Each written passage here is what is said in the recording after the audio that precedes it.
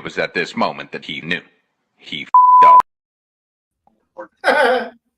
I'm sorry, I just felt like kind of playing something a little bit different to kind of start things off.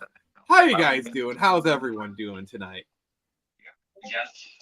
Pretty good. That's pretty awesome. So we're supposed to have the guy who worked on Nick Arcade tonight.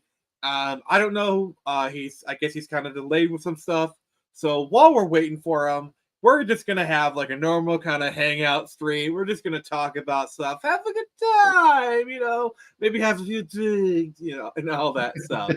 So first off, Chris, what you been up to, brother? Just working. I was on a couple of streams yesterday. Good stuff's Man Cave. That was pretty fun. Yeah, it was over with the Broken Compass Entertainment guys. Always a blast. Nice. And then it was over with Mortal Rising comic. We were checking out Nano 13, new book coming out on Indiegogo. And actually, no, I think it might be Find My Comic. I'm sorry. It's one of those two. Okay. Yeah, watching industries explode or implode, and watching people on social media react to casting and costume choices on things. Oh, they really are crowing about it, aren't they? So, let's talk about that. Let me just pull this up. We need to have a discussion because I'm a huge fan of The Crow, and they're Not bode well. No. Yeah. So Jared Leto called. He wants his costume back. Why so serious? For real. This guy looks like he's about to tell me, about to shove a SoundCloud link into my hands and check out his mumble rap. I don't Machine Gun Kelly. The jokes write themselves. I'm sorry. Well, it's sad because really do. Skarsgård is a great casting choice, but the costuming and then obviously they're blackwashing Shelley because they have to. Just like it's a canary in the coal mine. I'm sorry, but you're doing a huge disservice to those that came before you, and you're vandalizing somebody's creative vision. To be fair, and I'm going to play devil's advocate here. Apparently, it's based off of a more recent run of The Crow, where he had like very similar like tattoos and makeup, which okay. But here's the thing that I don't get about these people. The Crow is a niche pop property at best, okay? And most people, when they think of The Crow, they think of the movie, which the movie is amazing. And the comic is good, but most people know it from the movie. Okay? Like it's like with Scott Pilgrim, where most of the Scott Pilgrim fans are movie fans. Like they may know the book exists, but the movie Scott Pilgrim fans vastly outnumber the book fans. And the same thing with The Crow. Like the vast majority of people, when they think of The Crow, they think of, it's that movie from the 90s that I really like with Bruce Lee's son, and he dies. That's tragic. And it's a good movie. It is an iconic movie. It's probably one of the best comic book movies ever. And TV show is pretty great too. I have to. Oh yeah, I forgot they made a TV show. There's been like lots of sequels, and I gotta give credit. Bill Skarsgård, dear God, I don't want to know the guy's diet. He looks like the guy, like his body looks freaking shredded, and I gotta give him credit. He's really European. He's not poisoned by American diet. Yeah, American and Canadians, man, we're being poisoned by our failure of an FDA. It's making us fat. Too true. Too true. But pretty much. My thing is like the original, like Jay Obar when he wrote The Crow, like the whole point of that. I've met the dude.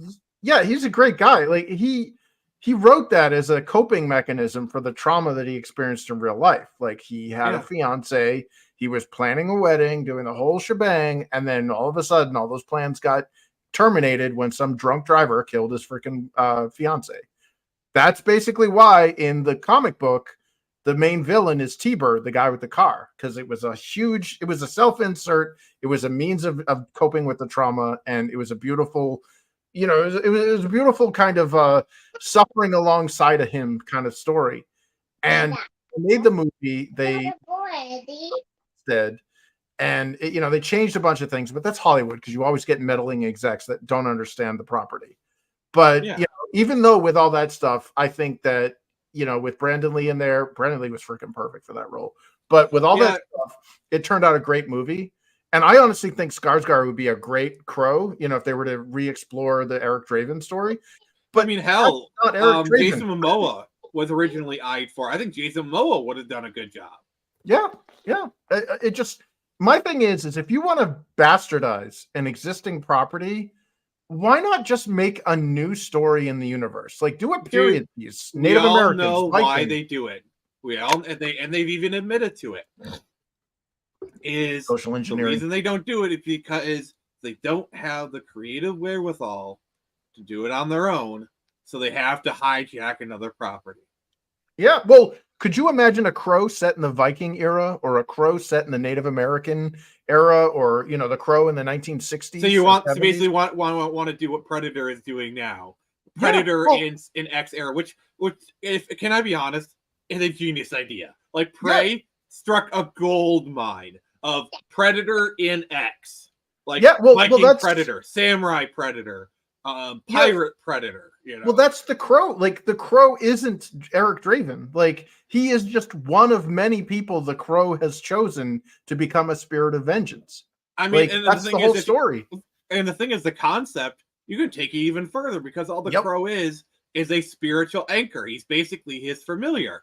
You can have the cat, the panther, you can have any animal be a spiritual. I mean, I'm not Eric, I'm not the guy, so I'm not going to bastardize his work, but you could go down that route if you wanted to. Yeah. I mean, I think in Norse mythology, the sparrows are the ones that carry your soul to the afterlife, and not the Valkyries, or like that's actually just for battle deaths.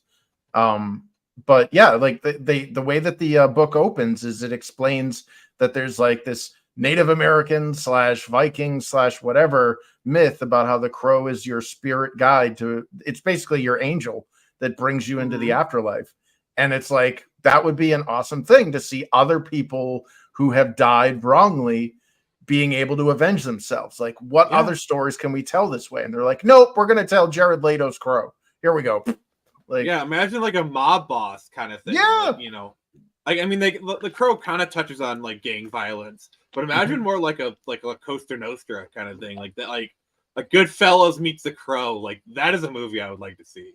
Yeah, or like, dude, you could do like a Mexican cartel stuff. Like, you could do a more modern. Hollywood alone allow that. Remember Rambo: First Blood when they did that? And how people freaked out. Oh yeah, which was, by the way, Stallone freaking nailed that. The Last Blood movie. Oh, that was glorious. I mean, it's Stallone. What do you expect? Yeah. I don't know how that guy can stay alive like that. He's like almost 80, and he's in a good diet and exercise. That's how. Yeah, he's almost 80. He looks like he could be also, in his like 60s or 50s. Yeah, let's be honest. He has some freakishly good genetics too. Let's be honest. Yeah, he does. So speaking of freaking out, this is gonna be some nice catharsis. So this played out over the night. So are you guys familiar with this one? Oh my God, yes. Yeah. So, I follow the curator. So for those who don't know, Sweet Baby Inc. is a consulting firm. Like, basically, all the problems we have with a lot of our recent games can be at least tangentially placed at their footstep. So they consult with games and say, so you should do this, you should do that. And I'm trying to skim the political stuff here. But like they've been making games a lot worse. They've been trying to fly under the radar. And people are starting to catch on. And so they basically told on themselves really badly here. This This is basically this is let me give you a live reaction to what happened with Sweet Baby Inc.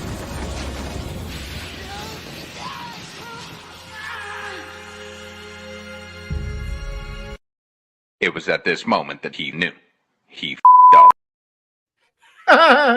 I know I played that for the intro, but it's perfect. So so basically there is a Steam curator creation page for to say like, hey, Sweet Baby game, these are Sweet Baby games, we don't recommend it. Okay, nothing in it is harassing, nothing is targeting. To say, hey, this people worked on this game, please do not buy it. They're not like targeting, harassing individual people. They're like, hey, people don't like what this company is doing. Like Valve will not ban it because, you know, like they're not actually violating the terms of service, and Valve just doesn't care enough to actually stretch the rules like that, you know. Mm-hmm. And so this person who works at Sweet Baby Inc. literally did a targeted harassment campaign.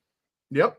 So he complains about targeted harassment by doing targeted harassment, which, you know, that tracks. That's how they always work, though. And this blew up in their face so bloody badly. Well, they're panicking because when the well dries up, the rats become more and more desperate for that one final sip. But this blew up on their face so bad. This had the opposite effect. So, you guys with the Streisand effect, right? Oh yeah, that's exactly what this is. Yeah, literally, the curation page tripled overnight. I didn't even know about it until this person mentioned it, and I went, "Oh, exactly. I'm going to join that." Yeah, like this is brigading. This is targeted harassment right here. This is literally, he's like, this is targeted harassment. He's literally going after the account.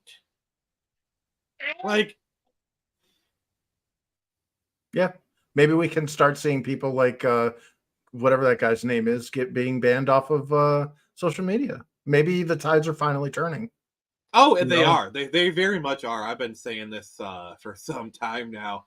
But like most things I say, you know, they ignore me at first, but a year later, I'm always proven right. But, you know, I'm just happy, honestly. And the thing is, the guy's not using any hacked information. It's literally stuff on Sweet Baby's website. Mm-hmm. It's like the guy that tracks like Taylor Swift's plane or Elon Musk's plane. And they get all pissy, so they threaten to sue, but they're just using publicly available information. Yeah. Well, the thing is, though, is there wouldn't this curator wouldn't exist if there wasn't a demand for it. Exactly. Like, and we like to talk about like late stage capitalism, all that bull crap, but this is capitalism at work. You know, we're seeing capitalism play itself out. Is these people do not want this thing. So, like, the game sales are dropping. Live service games will not exist in 5 years. I'm telling you that right now. I'm going to make that prediction. Honestly, the AAA industry is I don't think it's ever going to go away, but there's going to be a crash, and they're going to have to reorganize stuff because... It's already crashing, dude. Yeah. It's going on 30,000 jobs now since January of 2023. And they're already talking about a PlayStation 6. Like, Sony's already making rumblings about a PlayStation 6. Yeah, because PS5 was a piece of crap. Well, the problem is... There's no games for it. There was no games, and it was 3 years before most people could get their hands on it. Like, even now, a PS5 is kind of hard to obtain. It's not as bad. But it's still a little tricky to even now. Dude, I've been a gamer since the 2600, okay? This is the first time I sat out a generation. I'm like, you know what? I don't need a PS5. I don't need an Xbox Series X. And it seems like I was fully justified in that. Yeah, and it's also like why we've been seeing the widespread adoption of PC.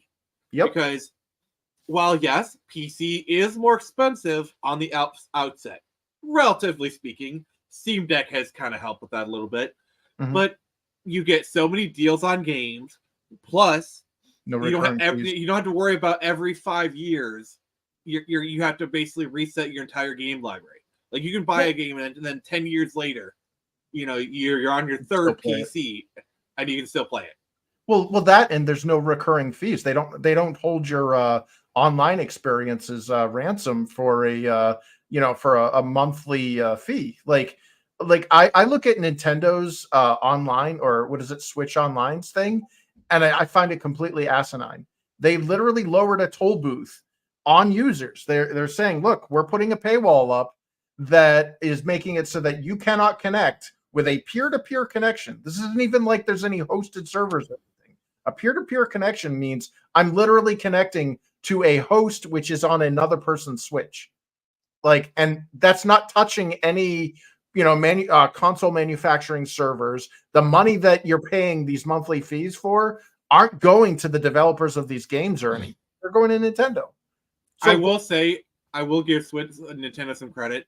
They at least add some value to Switch Online, even at the base $20 tier with like the free games you get. So yeah, but they're not free games, and I've already bought them like 20 times. That's why I just emulate them now. I'm like, you know what? I've already bought them. Sorry. Yeah, that's my thing. It's like a lot of these collections that come out. Like, I'd love to get the Mega Man Battle Network collection. It's just hard for me to justify when I can literally just load them up into an emulator. Like, they have to have either a significantly better experience or they have to be cheap enough. Like, I just bought Mega Man X collection because it was a humble bundle for $20. I got like all like Mega Man Legacy collection, Mega Man X Legacy collection, and then the Zero ZX collection. Like $20, that's a good deal. I'll do that. But for a lot of this stuff, it's like I'm not going to pay $60 for a bunch of ROMs. Even $30 kind of feels a little. Yeah. Well, Nintendo's now going after because people are like us are justifying this. Nintendo is now angry and they're going after like Yuzu, the emulator for the Switch. Which here's my thing is, I kind of am not really I'm not really complaining because the Switch is still a live product. Like, if you're playing emulated Switch, you're pirating. Like, you're stealing from people who are actually trying to sell games. And I get can the see distinction, justifications. and 6 months to a year ago, I'd be agreeing with you. But now I just don't care. I don't care anymore. I get it. I used to have to stick up my butt where it's like, you're pirate. I don't care anymore. These game companies just want to ream you over and over. That's why I don't care. Pirate, rip off games. Like a game comes out day one and you have it running on your Steam Deck. Good for you. Cool. I don't care anymore. But like, if nobody buys the games, then the companies shutter and go away, and nobody makes the games. Let's be honest. Like, I get that, but when Nintendo says 100 million people pirated Tears of the Kingdom, and yet you still sold 30 to 50 million. Cry me a freaking river. I was upset because I got the collector's edition. Cry me a river, Nintendo. You still sold 30 million copies? Like, okay, you lost out on 100 million pirates who may or may not have actually bought the game. You still sold 30 million. Just cry into your $100 bills. Sorry. Yeah.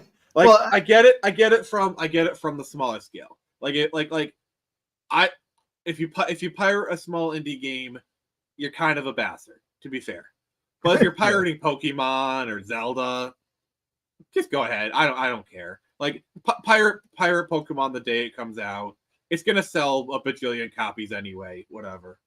Well, I like what Palworld did to Game Freak or to the Pokemon company, where they're basically like, people have been asking for innovation or something new with Pokemon, and Nintendo, because they have a very staunch anti-mod, anti-fan game policies, where instead of leveraging these people for like free R&D and being like, oh, that's a great game, we'll hire these people and we'll make a legit version of this game or whatever for Pokemon. I'm gonna make my own Pokemon game with guns and hookers. Exactly. And that blew honestly, I could hear the corporate boardroom when the winds carried that message into that. And the best part is, like, wait, can we see them?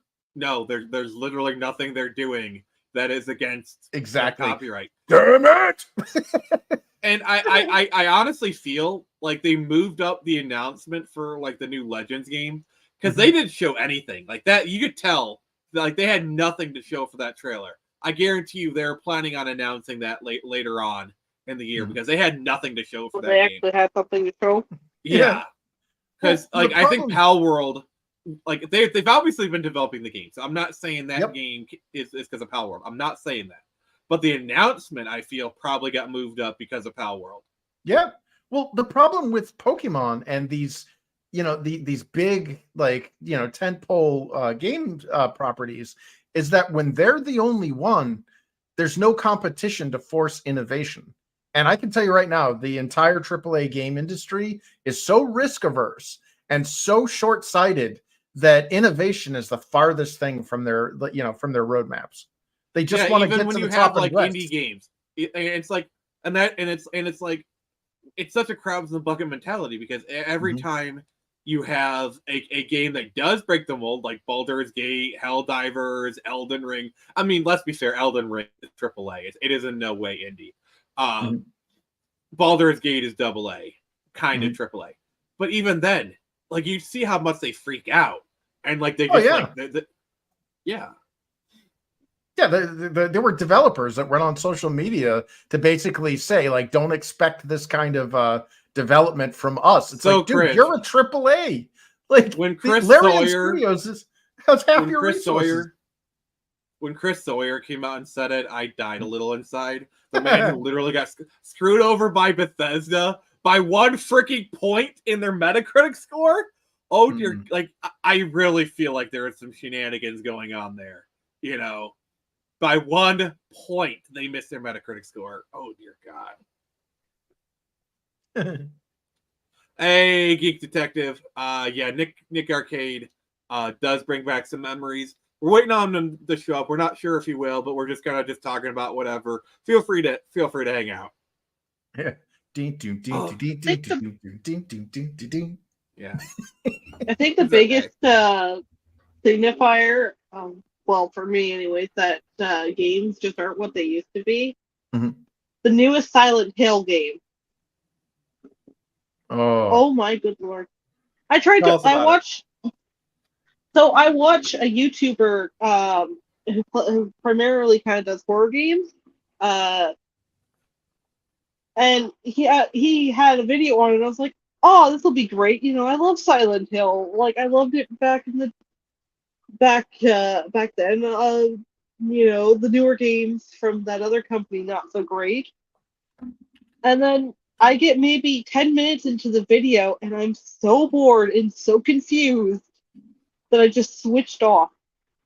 Yeah, because horror nowadays, like to the left, is like they can't even do it. Also, hey Apex Comics, it's been a while since you popped up. Good to see you. How you been doing, buddy? But yeah, the saddest thing is that you can point to so many different indie games and be like, that feels so much like a Silent Hill game.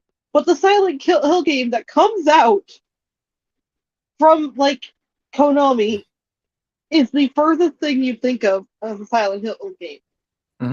Also, I just want to comment, Dave says, it's hilarious how Bethesda refuses to release New Vegas. But what's also funny is they also kind of like are so adverse to mentioning like New Vegas.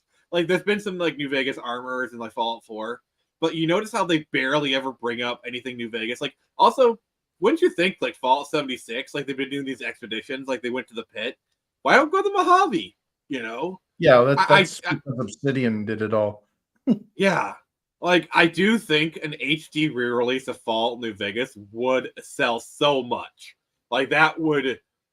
Because like, Obsidian and Bethesda are part of the same umbrella now. Like, have Obsidian do an HD remaster of New Vegas, bring in Chris Avellone, like bring the band back together, put in some of that content, fix the bugs. That would actually sell a lot. But they get their fingers in the game. Yeah. That's a sad thing. Well, I mean, dude, honestly, like between Amy Hennig and Chris Avellone, like those are your like you're going to get a good story out of these two, and yeah, we don't get that anymore. Like Hennig left Naughty Dog, and it shows because The Last of Us 2 was garbage, and when whatever the hell they tried to cancel Avalon with, like with the whole Vampire the Blood Masquerade Bloodlines 2 or whatever, like that whole thing just like imploded. So like, you mentioned Naughty Dog. We gotta talk about this. We've gotta talk about this. Oh my freaking god. That's what that's what made Fallout New Vegas so special. Is it is the true Fallout 3 because it's basically all the plans they had for Van Buren they put in there. It's like that's what made it so awesome. Yep. But we got to talk about this. Like this is so on brand. It's so on brand. Like, have you seen this, Chris? Yeah. They laid off their recruiter. One game. Like, because Last of Us 1 kind of wasn't even his thing. Like, someone else basically spearheaded that. Yeah. Last of Us 2 is really the only game. Like, I know he was involved with Uncharted 4. Which shows because of Nadine. Yeah. But not only Nadine, but the fact that they removed her as the villain in the third act. He couldn't even stick his own landing. But like this is just so on brand for Neil Cuckman. Like, oh my god.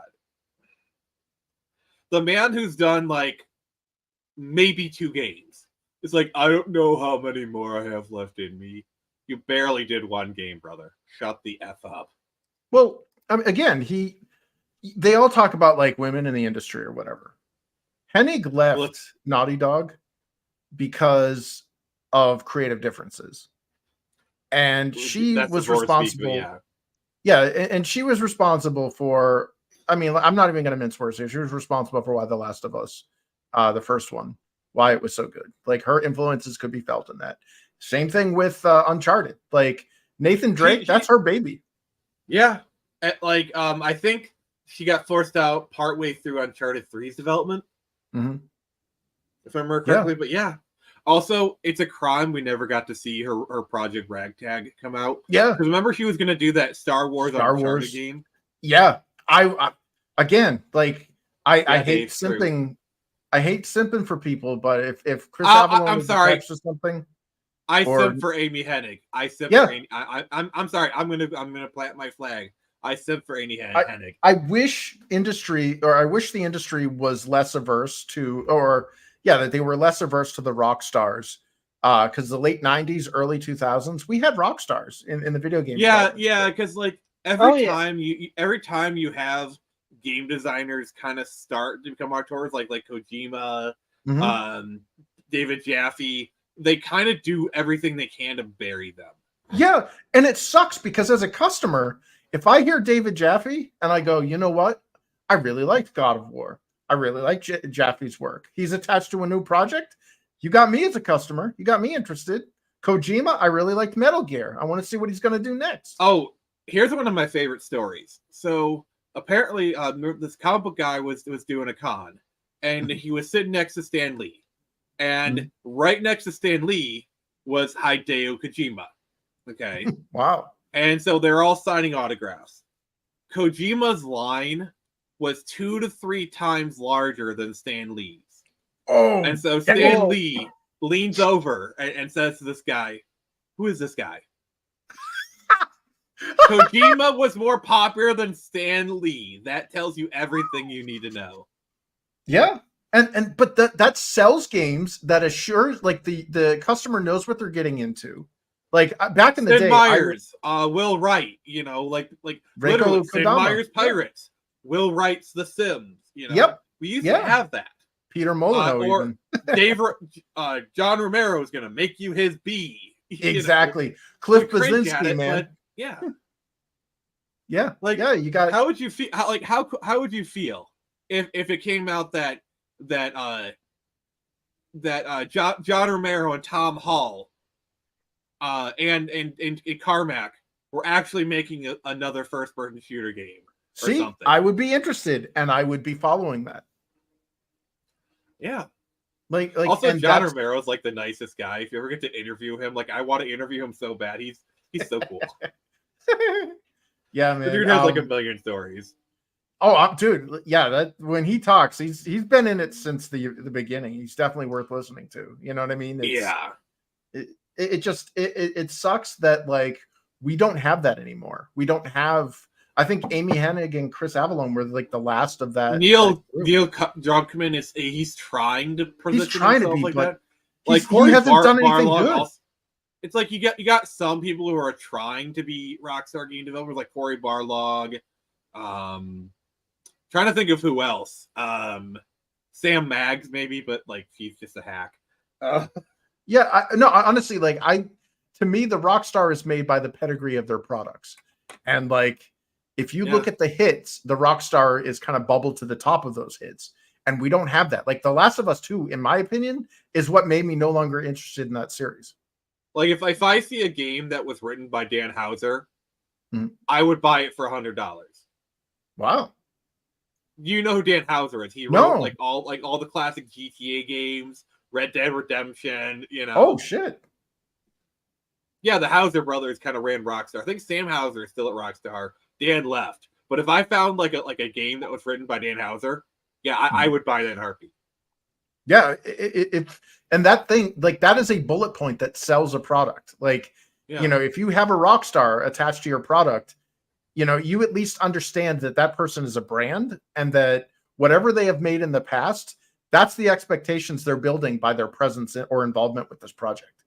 And that could be a good thing. When it's like when Kojima had it's like Kojima and Del Toro are working on a game, and Norman Reedus is going to start like that. Yep. Like Konami funneled the ball so badly. Like PT built the hype so frigging well. Like that was a masterful hype thing. Like I ragged on it at the time. I still think like calling it like playable teaser is playable trailer is kind of stupid, but like it did its job, and the hype was massive, and like. And this is Norman Reedus at the height of his fame, like the height of his Walking Dead fame, you know? Yep. And it's got Del Toro, Kojima, a match made in mother clucking heaven. And Norman Reedus is starring. This is a 10 million seller easily. Oh, yeah. And I mean, granted, like Norman Reedus is a nice kind of Hollywood star because I think they had like Lindsay Wagner in there too, Bionic Woman, you know, like all these like, oh, I know those people. But like, to me, the selling point was you had Kojima and you had visionary director Guillermo del Toro, and you put the two of them together. And the other thing is, Silent Hill had been kind of a dormant IP for like the last 10 years, and plus they're doing it in the Fox engine, which I'm sorry, the Fox engine was such a good engine. Those games look so good. Like if you look at Metal Gear Solid 5, it still looks cutting edge today. Oh yeah, like. I wish they had done more of the Fox engine. Like, imagine like what we got with PT, like how good that game looked. Imagine the full experience of Silent Hills in Fox engine. Yeah. Oh my god. Imagine if we'd actually gotten it though, Konami. I know. Well, they wanted to make pachinko machines. Like that's the problem. Is like. AAA video game development is not profitable anymore. Like, look at companies like Blizzard and stuff, or Activision, or whatever the hell it's called. They want to transition over to mobile gaming because it's easier to make a crappy product that's basically a glorified slot machine that milks users, and they profit off of the whales with no impulse control. Oh, not only that, but this is kind of a trend that I'm only recently kind of picking up on. Every company wants to go up market. Like, every company is desperately trying to be like, oh, we're going to cater to the luxury people. Because, like, I think someone on Twitter said, like, oh, they're trying to make gaming so that only rich people can afford it. And then it just kind of everything clicked in my head. And then I realized that's going to kill the industry. Because chasing whales has never been a good strategy. It never has been. Like, if you're a smaller game, like, yeah, you can survive off of a couple of whales, you know? But if you're like an entire industry cannot survive from chasing whales. Like, look at the live service thing. Yes, one or two live services can exist and be fine. But when every game is a live service, when every game wants to dominate your time, stuff is going to fall through the cracks. Well, yeah, because you have a finite amount of resources available to you, be that time and money. And the more money and time is money, friends. Yeah, well, it's kind of like the MMO business model. Like why it bothered me when it first started was it was like this recurring fee where you're like, you have to play this game. You feel obligated to play this game because if you don't, you're not getting your money's worth that month, and you basically wasted $15 or $180 or whatever a year, on this piece of crap that you never got to play. And those are the actual ideal customers for MMOs, are the ones that don't play. They pay these monthly fees because they're locked into this, investment, and they don't actually pay their products. And that's basically what the natural evolution of live services has become, where you get these people that just make these games that they're more of a business model than they are an actual game. And it's just that recurring revenue. And it's so like they intentionally pad their games out. That's why we're seeing all the Assassin's Creed games, for example, where they put in that garbage RPG system where it's like, oh, you can get experience points, or you can buy experience boosts or whatever. It's like, you know what? I think I'll just go play as Ezio where I didn't need experience. Oh, and the other tactic that's really grinding my gears is on release, they don't have all the microtransaction bullcrap. They get good reviews. Then a month later, they add it back in. Yep. Yeah. It was the ESRB rating may change. Oh, sorry. What was that? So that's how they get you. Yep. Yeah. It's got you. Yeah, I think Dave's kind of hit it right on the head. Like whales only work for more niche hobbies, like Warhammer 40K, Games Workshop products. To be fair, there are a lot of smaller MMOs that survive because of whales. Let's be fair here. And that's perfectly fine. Those games work because they chase whales. Like, okay, fine, whatever. But an entire industry cannot be built off of chasing whales. You run into the same problem you did with the live services, like I said. I don't know. It turns into a trend chasing because the whale is a fickle creature. They're going to move, wherever the new hotness is. And if you're basing an entire company off of something that's a moving target, you're going to be a fly-by-night business. This week, the whales are buying, a mobile game that's all about freaking, I don't know, ninjas and Match 2 or Match 3 games. And then next month, it's going to be Fortnite. And then the next month, it's going to be something else. And what happens is you've had this schizophrenic just disarray of development where they're like, okay, we don't even care about our product or our long-term plan. I'm really scared for the industry when the Fortnite money runs out. Like, I'm actually legit concerned because so much of the industry is being propped up by Epic Games and like the stuff they do for their Epic Game Store and the deals they do. I'm like, there's two things that I'm concerned about. One is when the Fortnite money runs out, Epic is going to implode. Their Unreal Engine will probably keep them afloat, but they're not going to be nearly as powerful as they once were. The other thing is Game Pass is eventually going to have to be profitable. And if it doesn't become profitable, that's a big problem because right now Game Pass is a loss leader for Xbox. But they want Game Pass to be a profit driver. And to do that, you need to raise the price, you need to have an adoption rate. I don't think they're going to get the number of adoptions they need. Especially if they raise the price to like $20-$30 a month. People aren't going to do that.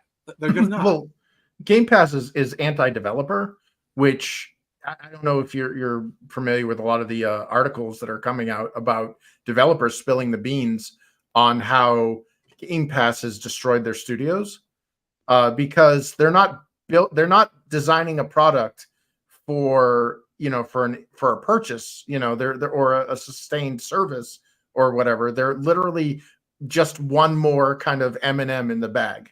You're paying Microsoft. Like, it's great for Microsoft, terrible for the developers.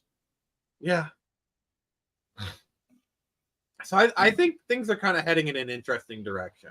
Like I know you're black pill, Chris, but like, I'm sorry, even you got to see like there is some light on the horizon. My hope is that the dinosaurs of the AAA industries die out through an extinction level event, and the smaller, innovative mammals, begin to thrive from the shadows or from the wreckage of that. Because, well, you know what they say: nature finds a way. Yeah. Well, sorry, you set me up for that. Well, I mean, I look at it, and the last, like, and again, being somebody that's a gamer from the Atari 2600 age onwards, you know, I was there in the 70s, and you were there again. I saw as each new console generation, because that to me is how I measured kind of progression. You know, it was like, okay, we got a new console coming out.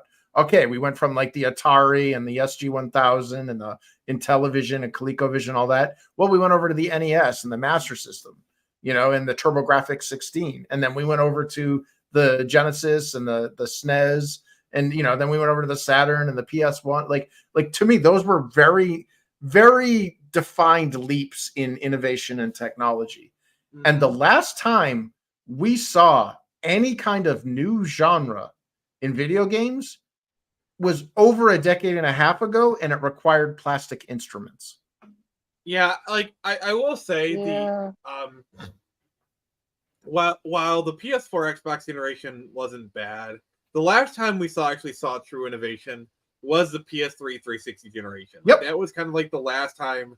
Like a lot of if you actually look at it, like there was an explosion of new IP, and a lot of that IP has actually kind of stuck around.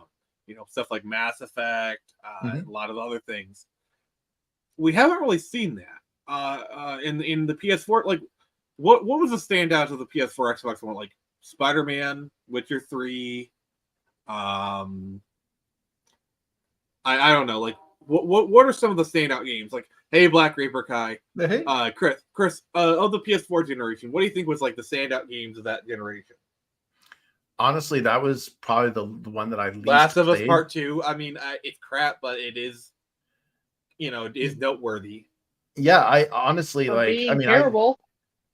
I think Killer Instinct was a pretty nice game, but I don't think it met I don't think it blew the doors off. Well, the problem is they were trying like a free to play model, and it just, I don't know. Yeah, it was an experiment, and I think it failed. And then Amazon bought up the studio that made it, and they basically just left it to die on the vine. Yeah, that was kind of the problem. Like Iron Galaxy, you know what I miss? What? I miss when we used to use. They try to get like the controllers involved in the games, like with speakers and stuff. Yeah, there was one horror game for the Wii where you'd have to like use the Wii, like the speakers on the Wii, to like hold it to your like a phone. It wasn't a very good horror game, I'll grant you. Heck, I can't even remember what it's called now, but like it existed, and I thought it was a pretty cool idea. Yeah. Yeah. Daisy and Pale kind of brings up an interesting point. Like, there kind of comes a point where it's like we graphics kind of peak for us mentally. Like for me, PS4 graphics, like I don't need them to be any better than PS4 level graphics. Like anything more than that, and it's fine. Because like the difference between a PS4 game and a PS5 game are so marginal. Yeah. Well, that like they're multi-platform. PS5 game has like it runs at a high resolution, better frame rate. You have maybe more particle effects, maybe more like there's more bigger crowd density. It's a lot of small stuff, you know. Well, that and a lot of these games can't even maintain the frame rate. So they're like, oh yeah, buy a PS5, and I'm still getting sub 60 frames per second on this 1080p dynamic scaling game. Yeah, because that's the thing. It's like during the PS3 generation, games consistently hit like 30 FPS 1080p. And then you get to the PS4 to Xbox One, it's like, we're doing maybe 30 FPS at 900p. Yeah, it's just like they struggled. And like, they can do this is why you saw the rise of performance mode, quality mode. You know, you'll have a choice, which is fine, but it just says so much. The fact that like you have to make people choose between, do you want a solid frame rate or do you want pretty screenshots? I'm always going to be a big advocate for like preferring stylized graphics to realistic. I don't care. They age better. Yeah, exactly. That too, but like they look Do I better need to try all out Jet around. Grind Radio again? Do I need to bring out Jet? Legend of Zelda, man. Legit. Well, Like- I feel like Jet Grind Radio is a better example because Yeah, for one, it's earlier on like a legitimately Dreamcast. legitimately less powerful console. So it like all right, let me just I'm pulling it up. But yeah, look at that. Yeah, and it's all you got Like obviously the resolution is kind of down, but like you put that in 1080p and you release that on modern consoles exactly as is, people would be praising the graphics. Yeah. Well, and that's I remember when the Twilight Princess came. Oh, not the Twilight. When Wind Waker came out, and people were like giving it all sorts of grief, and I was like, I loved it. I think, yeah, it looked I like huge. it too.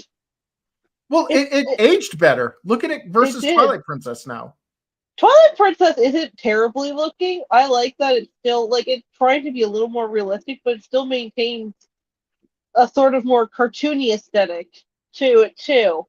Yeah, but like the poly counts and stuff, like some of the character designs in Twilight Princess were just downright nightmare inducing. And it's fine, you know. No, I mean like it was like to be fair, that's par for the course with Zelda. Yeah. But like but yeah, they just I get what you mean. Dolls. Yeah, and whereas this, it's like this is a very it's kind of like how a lot of anime ages. To be really fair, well. this is the Wii U version. I'm just stating that. Like, look at how good this Even game's so. cleaned up. This is beautiful. Yeah, like it is a crime that Nintendo has not released this on the Switch. Like it is literally a war crime. Yeah. Like, look how beautiful this looks. Like, dear God. And it's smooth. You're getting a nice 60 frames per second. Like, yeah. The new lighting just complements this so well. I just. But Dave the Impaler also kind of brings up a good point. Look at 8 and 16-bit graphics. Like they've aged so well. Yeah. Yeah. Trying to think. 16-bit sprites. Whew. Like I don't care how great Cyberpunk looks to some people. If I can't play it on my laptop, I don't care. Yeah. If it's unplayable, I can't enjoy these cutting edge graphics if I have to like turn everything to the lowest setting just to play it. And what is that? What is the what is all of that So what's the additional point? Cost? What does that look add at to this. the game? Yeah, freaking Chrono Trigger, man. Yeah, beautiful game. That was the SNES seller right there. I remember seeing that at Toys R Us on to demo. be fair, this literally came out like in '95, the last year viability for the SNES. Yeah, and this got isn't it crazy? Like all the games that we talk about being like the best games in the SNES came out late in the life cycle because you got to remember the PlayStation came out in '94, so did the Saturn. The N64 didn't come out till '96, so like there's a full year where Nintendo only had the Super Nintendo, and yet some of its best games came out in '95. Well, developers knew how to work with the hardware. Like you will get the best games from your console generation toward the end of its life cycle because developers have a better understanding of how the hardware works and they can program for it better, get optimizations out of it. Exactly. PS4, on the Sega Genesis, Phantasy Star 4, which came out well past the lifespan of the Genesis, was the most if you were to ever play a Phantasy Star game, any Phantasy Star game, that would be the one you should play. Even though 2 and 3 were on that system. Like, check this out. These are games that came out in 1995 for Super Nintendo. Yoshi's Mario World 2, Chrono Trigger, Tales of Fantasia, Donkey Kong Country 2, Clock Tower, Forever, Front Mission, Mega Man 7, Tales of Fantasia. Like, look at this. This is just like Dragon Quest 6, Final Fight 3, Mega Man X3, Kirby's Avalanche. Like, these are some bangers. Yeah. And then Damn, it never got a full English release. Like my Morphin Power Rangers, just like Task Force. Like this is some like legit bangers. Yep. Like holy, And Trials these are of Mana. the best. Yeah, these are your best feet forward too, because these come from years of experience off of working on this hardware. So you're going to get like the most polished 95. version. This is stacked. This is a stacked release for the SNES, and this is like when they were, I guess, Killer Instinct, Earthbound. Like, dear God, Killer Instinct, man! I remember that came with the CD Killer Cuts. Still have that CD somewhere. Oh yeah, I used to have that. Like, I love the Killer Instinct intro theme. It's so good. Yeah. Lufia 2, Rise of Sinistrals. Like, oh, someone named Nyx is in the chat. I don't know who she is. But yeah, you were talking about Phantasy Star. So but like just to kind of give you a thing, let's take a look at Phantasy Star 2, and they'll compare it to Phantasy Star 4. This is like kind of compare and contrast. It's like I want to show you what exactly. All right. Yeah, the Phantasy Star 2 cartridge was one of their largest cartridges. It was an 8 mega cartridge, or it had. They advertised it that way too. Yeah. Yeah. Well, here's the thing: the Phantasy Star 4 cartridge was like a 32 megabit cartridge. Yeah. So that's how much they like pumped into that sucker. But notice the battle scenes. All of the battle backdrops were that horrible grid because they didn't have enough space to actually do. Like, if you look at the first Phantasy Star on the Master System, every battle had like a environmentally appropriate backdrop. They were aping off of things like Dragon Warrior and stuff, or Dragon Quest. Yeah, I mean, this is very much kind of in the Dragon Quest mold, but also like if you, the Master System, those dungeons and those 3D dungeons were like the NES could never do something like that. No, and it broke my heart that they moved away from those first-person dungeons. Because that first game was the only one with the first-person dungeons. And it was like, this is an 8-bit game? Like, this came out the same time as Fester's Quest and Goonies 2 on the NES. Like, this looks like a whole console generation higher or newer. Look at this. Look at this. Yeah. Like, I would expect this to be a Sega CD game. Yeah. Yeah, like, this looks like Genesis or Sega CD quality. Like, and looks smooth. That's the other thing. It's smooth. Yeah. Like the rotation and all that stuff. Yeah, it was. When I got this back in the day, like, it's weird because I got this instead of Shinobi, and I was heartbroken. I was like, Mom! But yeah, it was probably the best game that I had for the system. And it got me to buy Phantasy Star 2 when it came out. I was super jazzed for that. But when you see what they did in comparison with, from Phantasy Star 2 to Phantasy Star 4, Phantasy Star 4 is like on a whole other level. It's like it was a love letter to the first game, to the second game, and they, nobody wants to talk about that third game. But like, yeah, the third game is very much a black sheep. So yeah, it's terrible. It was done by the Golden Axe team, and again, here's simping rock stars.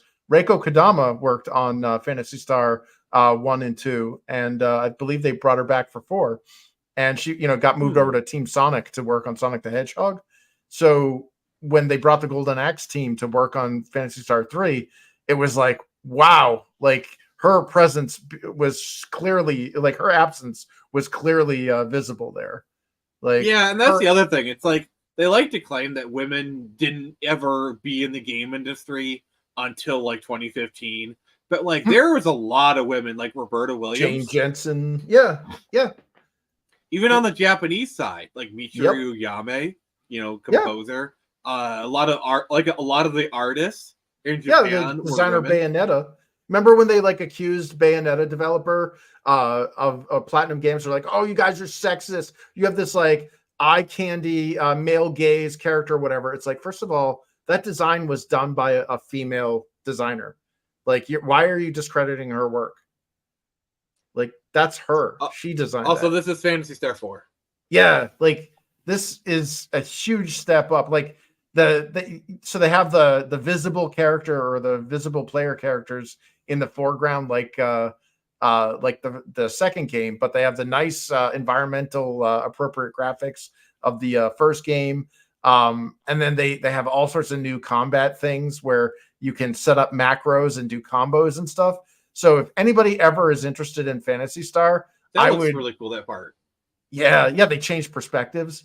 I would definitely urge you to play Phantasy Star 4. If you only want to play one Phantasy Star game, this to me is your best bet.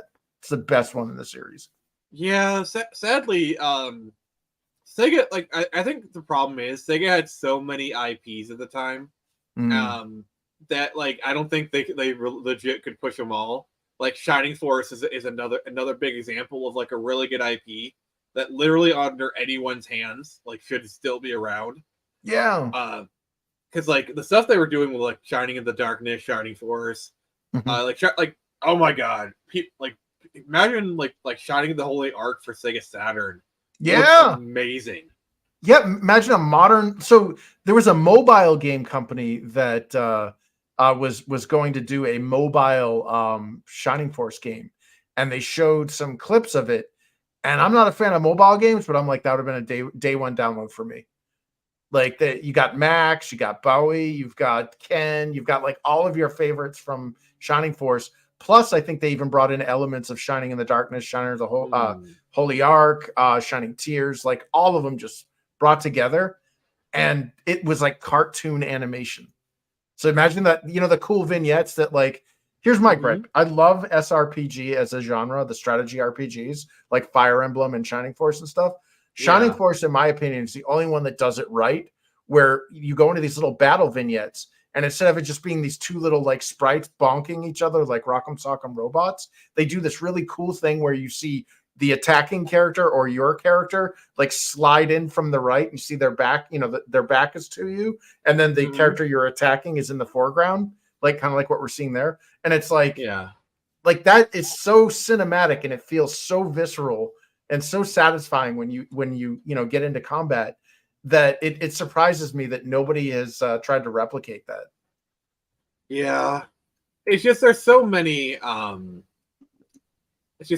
like games that like that require love, and it's just really hard. One series that I'm glad is kind of getting some love now is Star Ocean. Yeah, and Star Ocean is Star Ocean is kind of like the little brother to the Tales of series.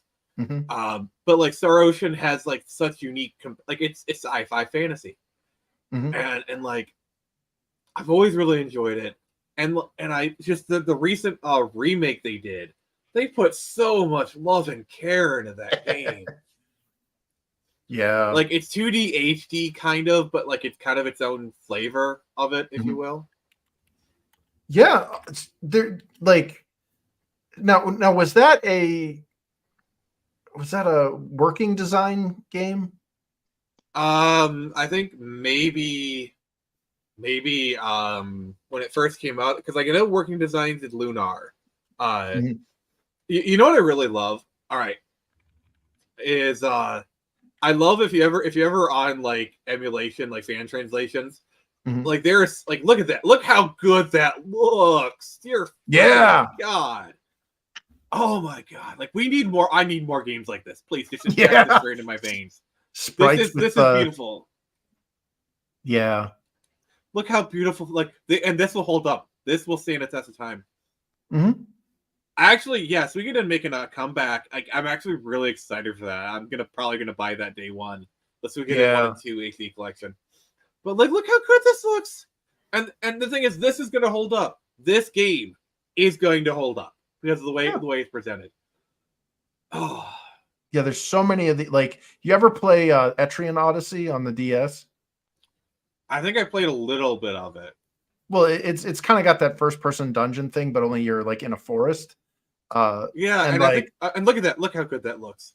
Like it leverages modern tech. Yeah, it's sprites, and they're using the lighting effects really well. This is what modern gaming should be, in my opinion. Well, look at how fast-paced and dynamic. Like, yeah, like I'm not even playing this, and I'm excited to watch what's happening. Yeah. Oh my God. But anyway, what I was saying was, if you ever look at like fan translations, there are so many like on working designs Yeah. Like they basically take out the working design fan translation. Oh dear God, Xenogears. Like, okay, if they do Xenogears, they have to actually do the second disc. Like, have it be a visual novel, but actually make the second disc. Wait, is Xenogears part of the Xenoblade series, or is it a completely different thing? So the Xeno series is kind of weird because they're all like Xenogears, Xenosaga, Xenoblade. They're all tied together by the same creator. Okay. Oh, but they're not like in the same universe? No. I think Xenosaga and Xenoblade are kind of like Cosmos has shown up in Xenoblade. I want a HD. I want the Xenosaga parts 1, 2, and 3 to get the Mass Effect's legendary treatment. I want that so bad. Wow. Yeah, because like Xenosaga, it's a kind of like a more cinematic thing, and I remember playing on PS2. Yeah, from Square to Namco to Nintendo. I think wow. Yeah, because I think Namco still has like a hold on Xenoblade or something, like they have a stake in it. So yeah, it's been hopping around. Man, yeah. I don't know. I would be excited to see some of these. Like, that's the thing, is like that's all we have now is just remakes of when games were good, because everything coming out now is just anti-consumer. And yeah, like literally some of the best things we've gotten, like Resident Evil 2 remake or Resident Evil 4 remake, is when they take these old games and they actually like give a crap and they give us good remasters. Well, I think the sad thing is that they're also kind of not as good as the original. Yeah, you didn't have that same like newness, because that was the first time you saw Resident Evil 4 or first time you saw but like they take out so much or change so much about what people loved about the original games. Like Resident Evil 4, I can't even name the amount of changes made that I played the original Resident Evil 4 with my brothers. We'd take turns, watch my older brother, and like, I don't know, there's just something that feels kind of soulless about it. Like, it doesn't capture what made the original so great, and it changes way too much about it. Yeah, I think there's something to be said. Like, I actually do kind of respect what Square is doing with Final Fantasy VII. Like, they've set it up as a separate thing. Like the original version, they're still selling the original version. They're like, this does not replace the original version. This is just another iteration of the same game, because like they still sell Final Fantasy VII. Like they still have upgraded graphics for it. So like they're not trying to replace it. It's just a new version of it, which I can kind of respect that. Well, the funny thing about Final Fantasy VII Remake is that but it's not a remake. It's more like a reimagining. Like an alternate universe. Yeah. And unlike what they did with Scott Pilgrim, they were upfront about it. Like, they were very upfront. This is like an alternate universe take. Like, they actually let you know that, unlike the Scott Pilgrim people. Like, dude, that pissed me off. Yeah. You know what pissed me off even more? Is the amount of articles that said, oh, the bait and switch was actually a good thing. And no, it wasn't. out, well, yeah, I agree with you. But like, and they all dropped exactly at the same time as if it was planned, which we all know it was. Yeah, it was all part of the marketing budget. Yep. Yeah, like that's the thing. Like, I don't think they're gonna do the RE5 remake. I think they're gonna do Code Veronica next, because RE5 is like a game that a lot of people are iffy about, versus Code Veronica has a lot of love. Plus, I think Code Veronica and the current RE engine would be pretty good. Oh yeah, Claire Redfield. Yeah, well, that, and like there's so much controversy now with anything African or black. Like, you remember how much crap Capcom got for this is violence against black people, and it was like, guys, it's Africa. It's supposed to be like, you literally have Shiva or Shiva, or however you pronounce her name, who's black, who's one of your allies. Sheva. Yeah, and you remember her alternate costume? Oh my God, that would do not I fly ever. today. Well, they gave It didn't even fly. no, well, they gave Jill culottes instead of a skirt because it was, male gaze. Ooh, so like, could you imagine what they do for that costume where she was basically like in like a, I don't know what you do, like a jungle. I don't even know how to describe it. It was Bikini like, jungle costume. yeah, But it didn't fly. It didn't even fly back in the day because, of course, even then we had people. Oh, it's so sexist. But like, it's an alternate costume. If you don't like it, yeah, you don't have to wear it. exactly. Like, I'm a big fan of if you want to put in the stuff that like gets more people to buy it, and it's not part of like the main game or whatever, so be it. Like, See, here's what I think what they should do going forward is just have a freaking toggle in the options menu, like enable sexy mode. Like for example, if you want Tifa to not have to wear a black t-shirt underneath her bikini top. Yeah. Like, well, no, I think that if game companies really wanted to see about money, like maximize their profits, I would have a woke switch. I would have a switch where you basically, or like woke DLC or something. You want to know what I would do if I was a game developer? I would literally have a toggle that would be game journalism mode, game journal, the game Takahashi achievement unlocked. It's just like all of them are in like brown paper bags covering their entire body. It's a basic. No, I literally have a character just holding your hand the entire time. Well, do you realize how much money you'd make though if you like released a game that was like woke, but because a lot of woke games don't sell. I'm sorry, but like that whole Sweet Baby thing that we were looking at earlier proves that. But if you had a DLC that unwokeified it and it was like inexpensive, so it was like, hey, look, it's Mortal Kombat 11, where all the dudes the first company that does that is going to make so much freaking money. Yeah. Because there's going to be so many people who are going to buy that just to spite those people. And they lean into the controversy and be like, hey, for $5, you can have the see-through bikini bottoms. Yeah, exactly. And like, who gets hurt over that? Nobody, because like, you got the people that like what was that game Stellar Blade there, with the dishy Korean Oh shit? yeah, I was gonna bring that up. Yeah, like they pissed so many people off. Yeah, but it's like, okay, fine, release a non-woke version. If you don't want to play her sexually objectified for a $5 DLC, you can get her dressed in a burqa. Also, if you look at the model in which she's based off of, they didn't change much. No, oh god, what's her name?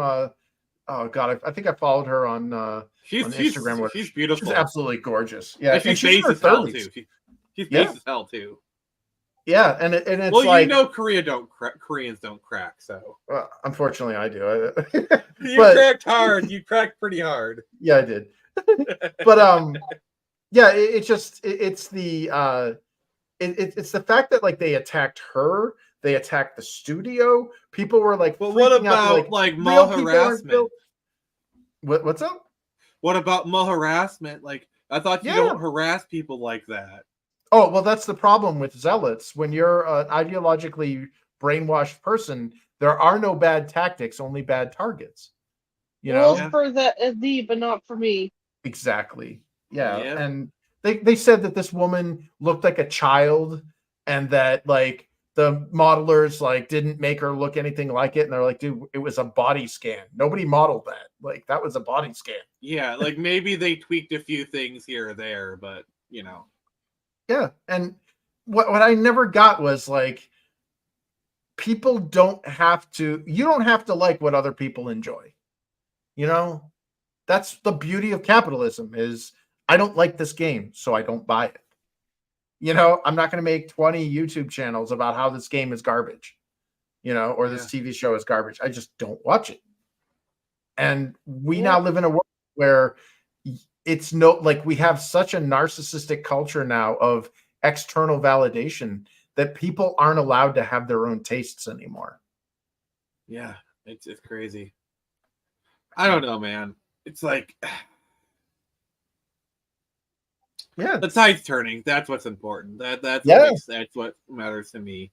Well, You know, the industry is imploding because of this crap. I mean, you look at all the jobs. What somebody called it, I think it was the Clownfish TV people were saying that like all of the AI and the layoffs and all this stuff is basically like the Ozempic of tech jobs. They're trimming the fat. Basically, all the useless people that go in and watch Daily Show on office hours, or like those. Remember those chicks a while back that were like making? Oh my videos, god, like, day of my life. From what I heard, even like the people in the company hated those people.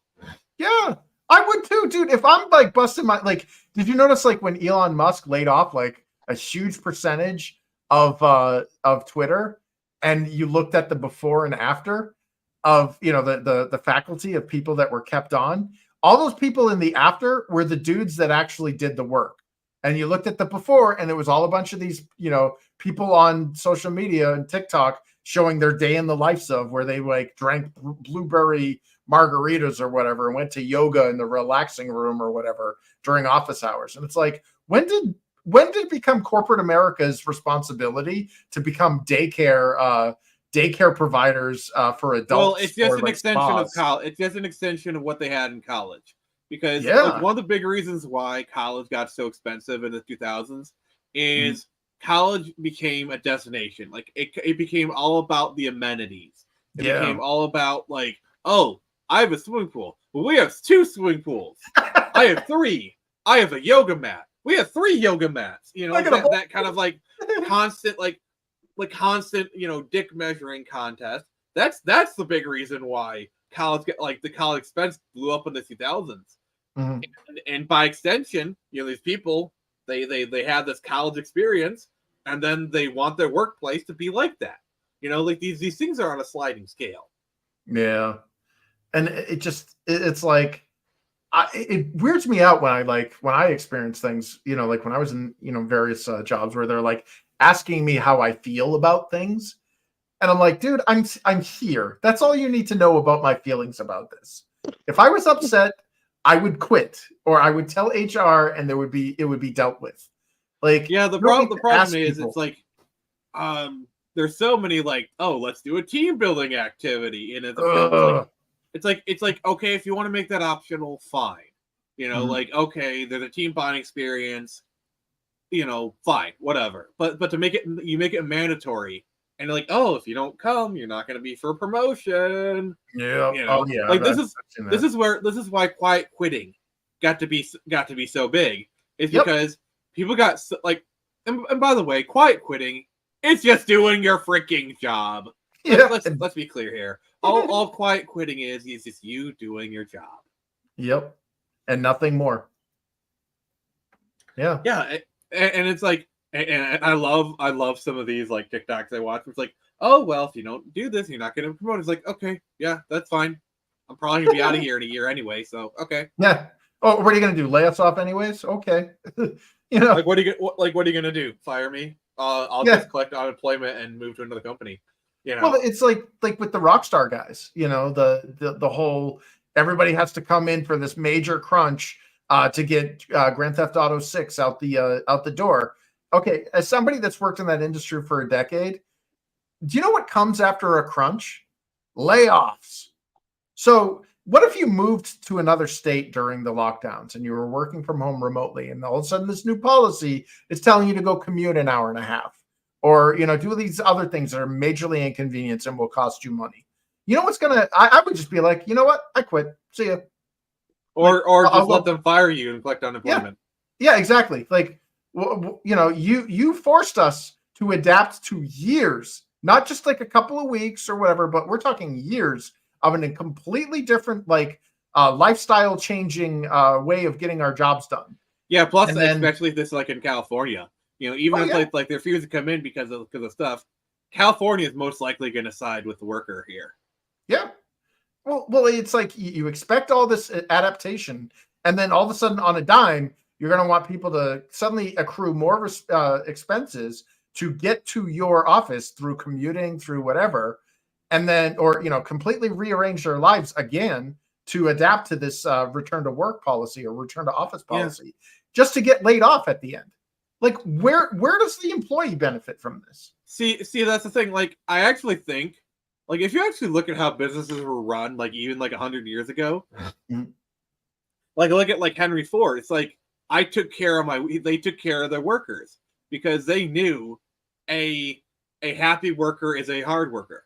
Like all these places had like dedicated canteens, basketball courts. Like, it's not like, oh, massage parlor with the mojitos, but they had some amenities. And I think there is something to be said that like a mentally well employee is a productive one. You know, fair enough. And like, you want to make an argument about reducing work hours or, you know, better treatment. Yeah, that's fine. But it has to come with a balance. You know, like, I don't want my employees to sit on their butt for 5 hours. But like, I want them to feel like they're secure. Well, for me, I've been in practically every industry out there now. You know, I think about it. The thing that attracts me, especially as I get older, is stability. And they're all like, "Oh, well, amenities or whatever." I'm like, I don't care. Like, I it's like the end of Schindler's List there, where like Oscar Schindler was looking at his property. And he's got this expensive car, and he's like, this could have been 6 more lives. Or like, he looks at a ring, he's like, I could have sold this and got like another life or whatever. And that's how I feel when I look at these amenities or these like team building exercises or all these other stupid expenses that companies invest in. And it's like, that could have been another year of employment for me. Yeah, you know? and the thing is, like, employment now is based off of like a 2 to 3 year turnaround. Like, you're kind of expected to job hop every 2 to 3 years. And as much as companies outwardly don't like grumble about it, they literally, the industry is built around it. They grind you for 2 years. They're not going to promote you, and then they know that you're going to get a job, better pay, better whatever, somewhere else. Yep.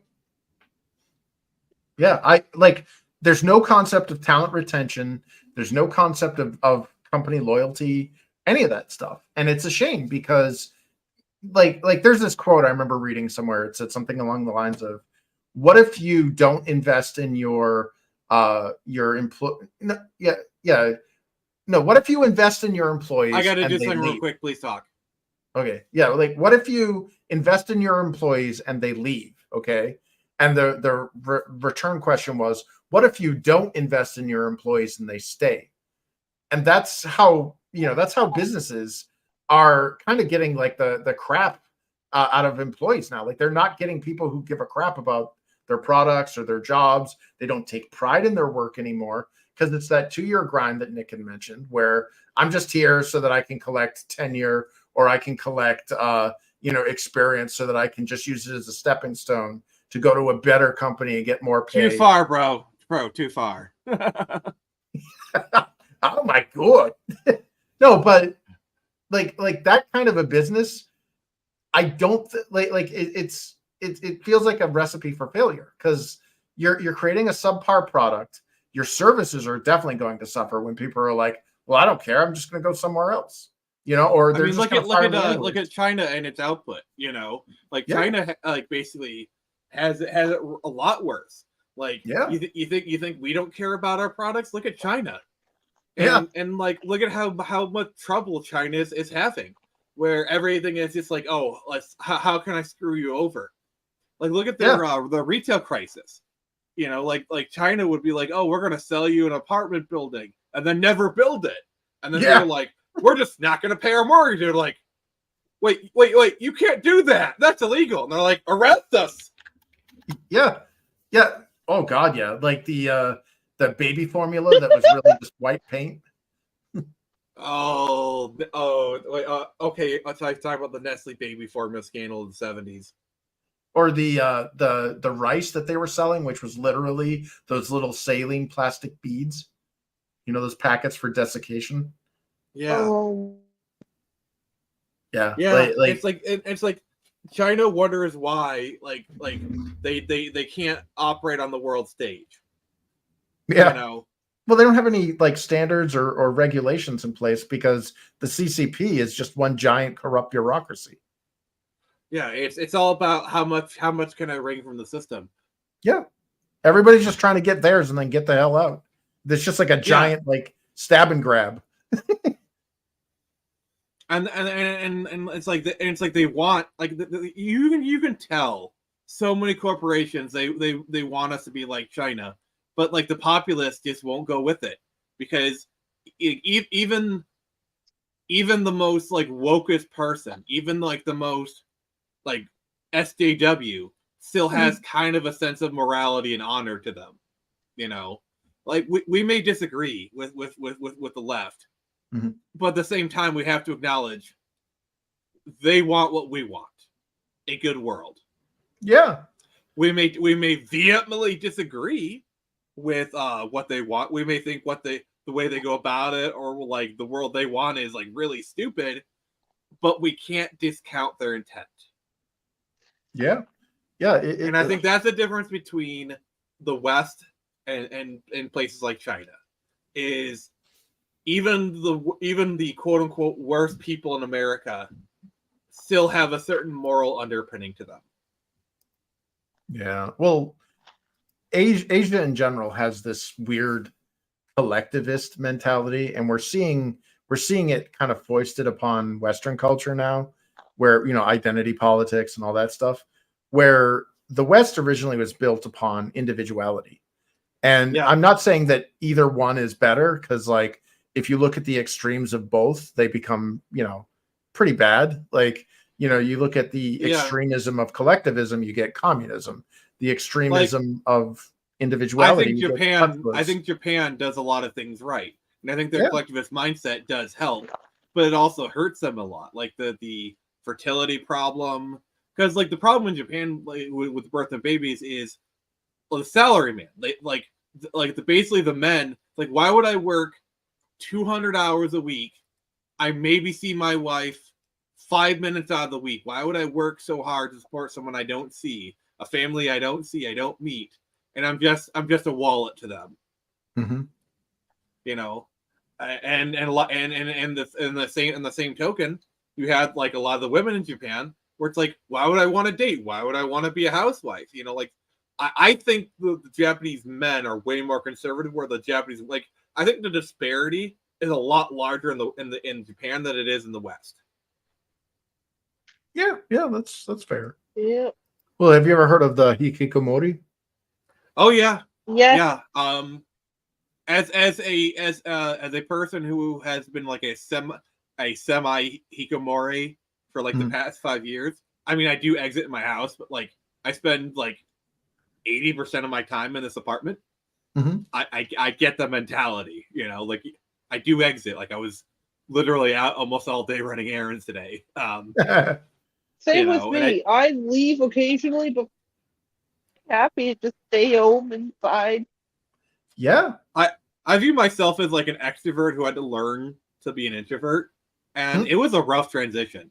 It was a really rough transition. I basically had to learn to enjoy my own company. Like, oh no, I can't watch movies with people. Fine, I'll just watch movies on my own. Like, oh, I'll have my own movie night.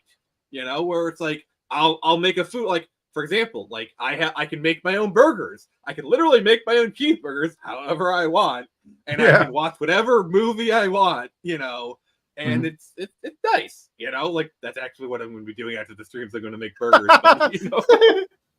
Well, hey, I'm an adult. I can do that. Yeah. Well, like, I mean, I think I'm pretty much in a hikikomori at this point, where COVID kind of really, you know, now that I work from home, I literally have no reason to leave the house. I mean, the only time I ever leave the house is for medical stuff, like car stuff, or like a supermarket to go grocery shopping. Everything else, I basically do it for that. Like I try to like walk every night, like walk once a day, or like a couple times a week. I'll go to the park, kind of thing, just because like there's some times where it's just like I get so sick and tired of just sitting down on the couch. I have to like go somewhere, and that's fine. Oh yeah. Even like what I found is, because I don't go out as much, you still need that. Like, here's a weird thing: exercise actually helps your brain more than it helps your body. Like, nobody ever really talks. Like, you hear little bits of it, but like, I got an exercise bike. So instead of lounging on the couch when I watch a movie, I'll pop in a movie to distract me from pedaling on an exercise bike. Yeah. You know, and that will help me. And I start getting, like, if I ever have writer's block or a creative block, like just doing a little bit of cardio and suddenly that block goes away. And nobody really pushes that. I love walking, and like I'll have a like a Bluetooth earbuds, and I'll have a podcast going. Yeah, like I gotta be honest with you, when COVID hit, it didn't affect me at all. Like I used to joke, I've been preparing for COVID for 3 years. Because I'd had the I kind of already mastered the shut-in lifestyle when COVID hit. So like everyone's like, "Oh no, I had to be at home all day." It's like first time, you know, like literally my lifestyle didn't change. The only thing is like I couldn't go out as much. Like I went out sometimes, then I barely went out at all because COVID. That was really the only difference. But even that wasn't that big of a hit. You know, I think the worst thing about COVID is even in the aftermath where nobody has to wear masks anymore, even though you see a couple weirdos wearing them now and again, is that I don't care. You could just cough. You could just cough or sneeze slightly, and people will glare at you. Yeah, or they'll run. They like disperse, like you were like throwing like rocks in a park at pigeons. And they all just yes. It's like some of the mask mandates. Like here's the stupidest thing about mask mandates. You had to have something covering your face. Like it's like, okay, so I have this cloth in front of my face that if I sneeze, 60% of the droplets are going through it. Yeah, that's fine. Okay, so what if I had the mask? Oh, no, please don't. For me personally, like, you know, when I lived in Japan, I saw the masks everywhere. So it was like, okay. But like, for me, it was the masks aren't worn so that you avoid catching something. The masks are worn by the people who are sick and they don't sneeze or spread their aerosolized virus outside. Yeah, so like, that's how it sounds like and it just to me more it's of a like respect courtesy thing. Yeah. So if somebody's being courteous, like if I see like the weirdo with the mask or whatever, I just think they're sick. I'm like, oh, okay, well, that guy's probably got like the flu or something. I won't go near him. You know, like, and then when companies or businesses were like, you need to wear a mask, it's like, you don't realize the efficacy of a mask is like trying to stop mosquitoes with a diamond link fence.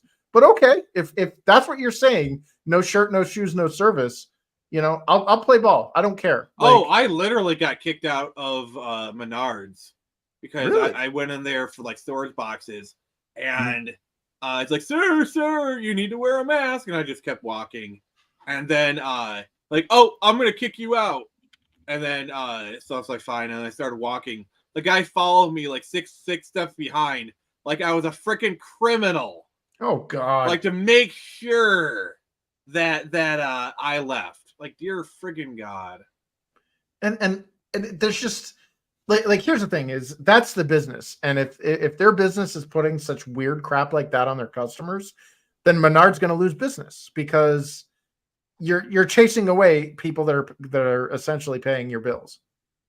And but Dave, why does that? Why do I believe that? Why do I believe that you did that? Like that sounds like something you would do, Dave. Why the frick do I believe that without question? What the hell?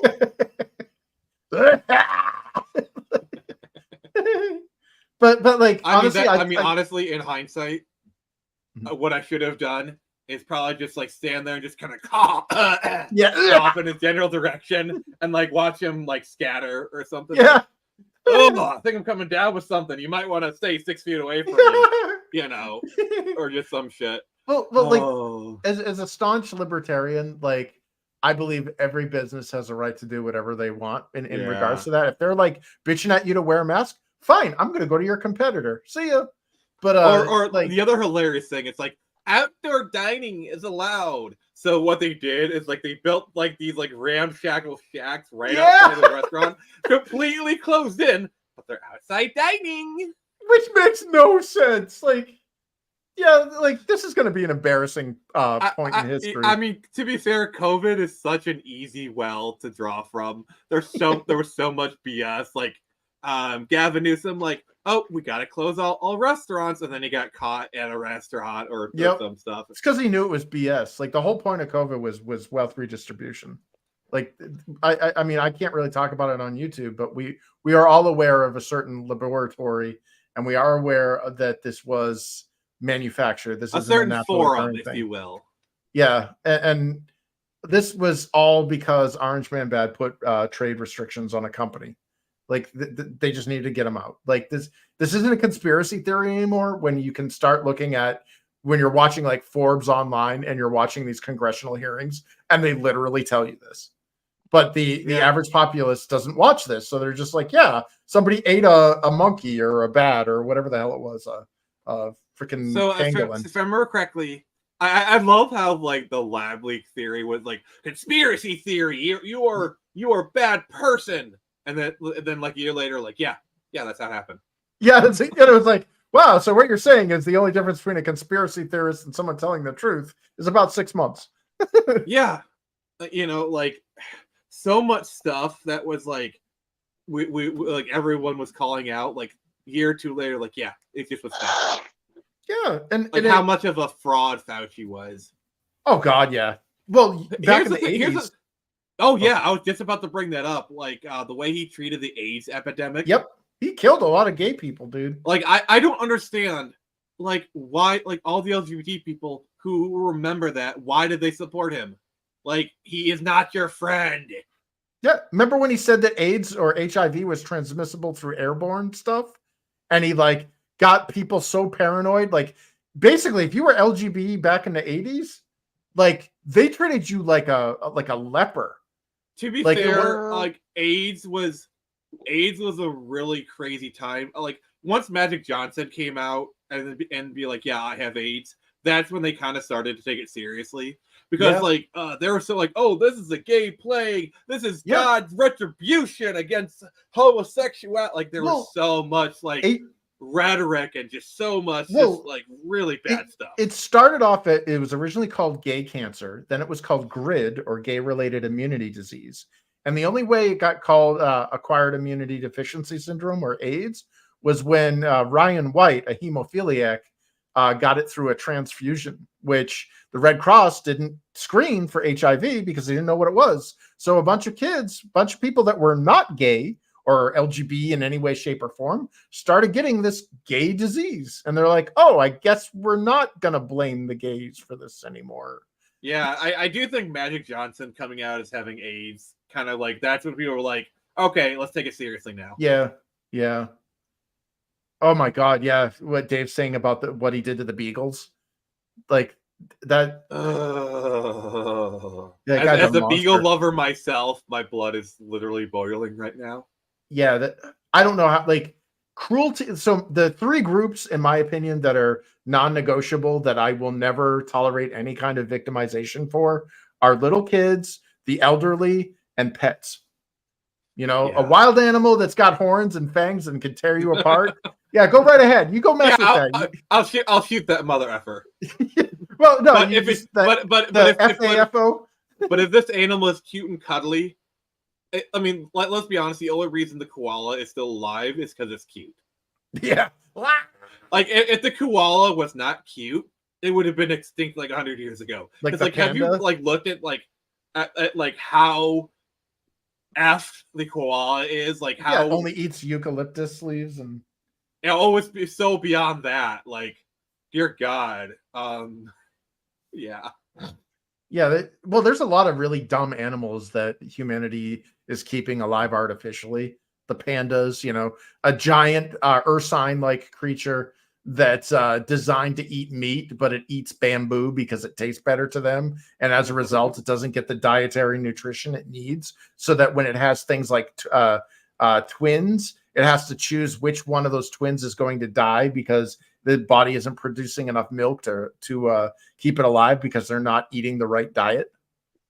Yeah, it's crazy. It's like, why are we keeping this thing alive? Like, because they're cute. Dumb. Because they're cute. Yeah. See, like, I find pigs fascinating because pigs, yes, they taste good, but they're also really useful animals. Like, they're scent stuff. Plus, honestly, pigs as pets actually kind of work really well. Yeah, and they're smart. My dad and also they eat so like they eat anything. So like Yeah. Pigs are actually really useful animals. Like, yeah, they taste good, but they're used for so many other things. Yeah. My dad worked on a farm when he was going through university up here in New Hampshire. Mm-hmm. And he started he was observing the animals there, and he found that cows and pigs are scary smart and they have long-term memories. He's like, I never would have known that had I not worked alongside them for all these years. Because like horses are just dumb animals. I'm sorry, they're pretty and they're good at carrying people and pulling. I mean, yeah, horses are really useful, but they're dumb. Yeah, they are just dumb and dangerous. Cows they are loyal. Horses are loyal. Like horses are loyal though. Yeah, like, I would put. Oh, I'm sorry. No, go ahead. I'd say intelligence-wise, I would put horses somewhere above cats, but below dogs. Cats are pretty intelligent. Yeah. My cat is weirdly clingy, but there are times where the cat was disciplined for things, and cats don't understand discipline the way that smart things do. Like if you discipline a dog, that dog will not do what the whole rub my nose and poop thing. That dog will never do that again.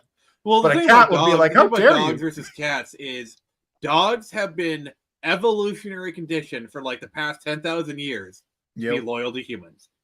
They dogs.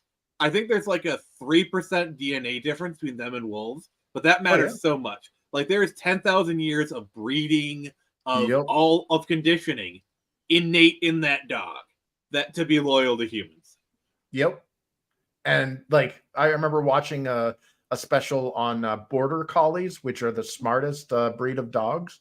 Mm-hmm. And this dog had a larger vocabulary than most of today's urban youth. Oh, you want to talk about smart animals? Crows and ravens. Oh yeah, are scary smart. And plus they're like parrots. They can mimic you. And isn't that scary? Did you ever see that video? The lady who had the crow and it was talking back to her, and it was that doesn't sound like a bird talking.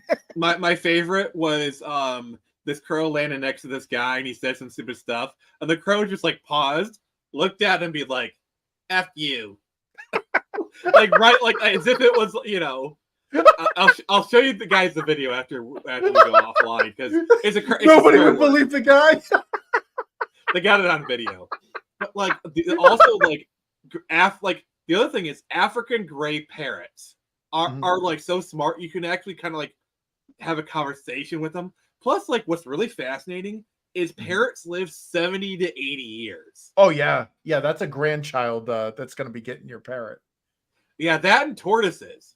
Oh yeah. I actually once saw this video of this it seems there's an 80-year-old woman, okay, and she had a tortoise she bought in the 20s when she was 5 years old, and the tortoise was still alive, and she's had it this entire time. How crazy is that? Yeah, that's Or another thing, how in Rocky he had the turtles. Mm-hmm. Those turtles are still alive. Yep. and in Sylvester, and they actually appeared in Creed. It was the same turtles from Rocky, and they're still alive. And Sylvester Stallone still owns them. As much as they screwed over Sly with the Creed films, I actually really liked the first two Creed movies. I haven't seen the third one. I haven't seen the third one either. But how crazy is it that the turtles from Rocky are still alive? well, that brings in the point of the abandonment and abuse concerns of of these multi-generationally living animals, where if you bought a macaw, you better have a long-term plan for that macaw. You better be my kid is going to inherit this.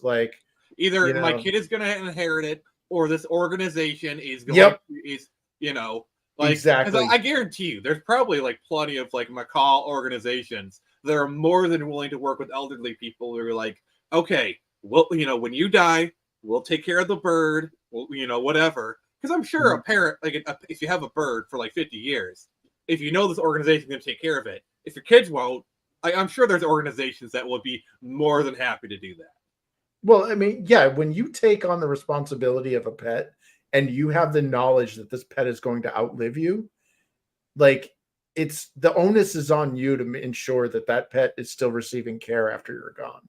Yeah, Like, and it's like that's you, just and it's like cruel. especially if you're gonna like leave it to like your son or grandson or whatever, there needs to be a transition period. So like let's say you're living like grandma's living with you, and like you know you're gonna take care of that bird, and let's say grandma lives with you for 5 years. You're taking care of that bird with grandma for those 5 years, so that by the time grandma dies, yeah, the bird will be sad, but like, oh, here's this other human that's been taking care of me for 5 years. I also like this human. This human is still here. I'm sad, but I'm gonna be okay. Yeah. Versus the alternative where it's like, where did my human go? What is going on? Who are these people? Some of those stories with the dogs where like they go to like the Seymour thing from Futurama. Like we've actually had those in real life, and oh, it's so sad. Oh God, and I'm kind of getting sad right now thinking about it. Wow, yeah, this one took a dark turn. Like, you want to make me cry? Put on the Seymour ending from Futurama. That will make me cry. When he closes his eyes and just sorry, I'm not crying. You're crying. Well, what was God, that Hachiko? That like when I was in Japan at the I can't remember the station that I got out on, but like there's a train station, and when you get off the platform and you get out into the streets, there's a big statue of a dog, Hachiko, and it's just sitting there. He's just sitting there staring, and apparently waiting for his owner. Yeah, it was a real dog that waited, like after his owner died, he waited at that train station until it died, like until Hachiko died. And they're like, that is the embodiment of dedication. So they loyalty. Yep. See, this is why I love dogs. Cats are fine. Cats are cool. But it's my life goal to own a dog. Like I want to own my own dog. Yeah, my cat's gonna eat my corpse. I mean, at that point, you're dead. So at least it's like, hey, okay, this is gonna be morbid, but at least my cat has something to eat while they wait for at least I can know with certainty that like he's not starving. Okay, he's not starving, and by the time they find it, the cat's gonna be fine. Like I'm dead. I'm just a pile of meat at that point. My soul has left the building. If the cat wants to eat my corpse, I do not give a crap. Like in fact, I'd actually be happy. We found this abandoned house with a perfectly intact bleached white skeleton and a really obese cat. Oh my God, it's got so morbid. So freaking morbid. Oh my God. Like, I don't care. Like, I'm a sack of meat at that point. Like, Elvis has left the building. Yeah, exactly. Like, well, that's how I feel about like organ donors and stuff. Like, I can't do it because it's medical stuff. But like, honestly, like my ideal way of going out would be like, don't let me rot. Take whatever you can and use it. I would be frustrated. Like, obviously, I wouldn't have any emotions because I wouldn't exist. But like. Yeah, it just the idea that somebody else who's like on an organ donor list or whatever ends up dying because I chose to like let my organs rot with me, or on the flip side, because you let's do it on the positive side. Let's do glass half full, please for once in your life, be positive, Chris. Because you chose to donate your organs, you saved a life. You know, you're dead. Your death means something.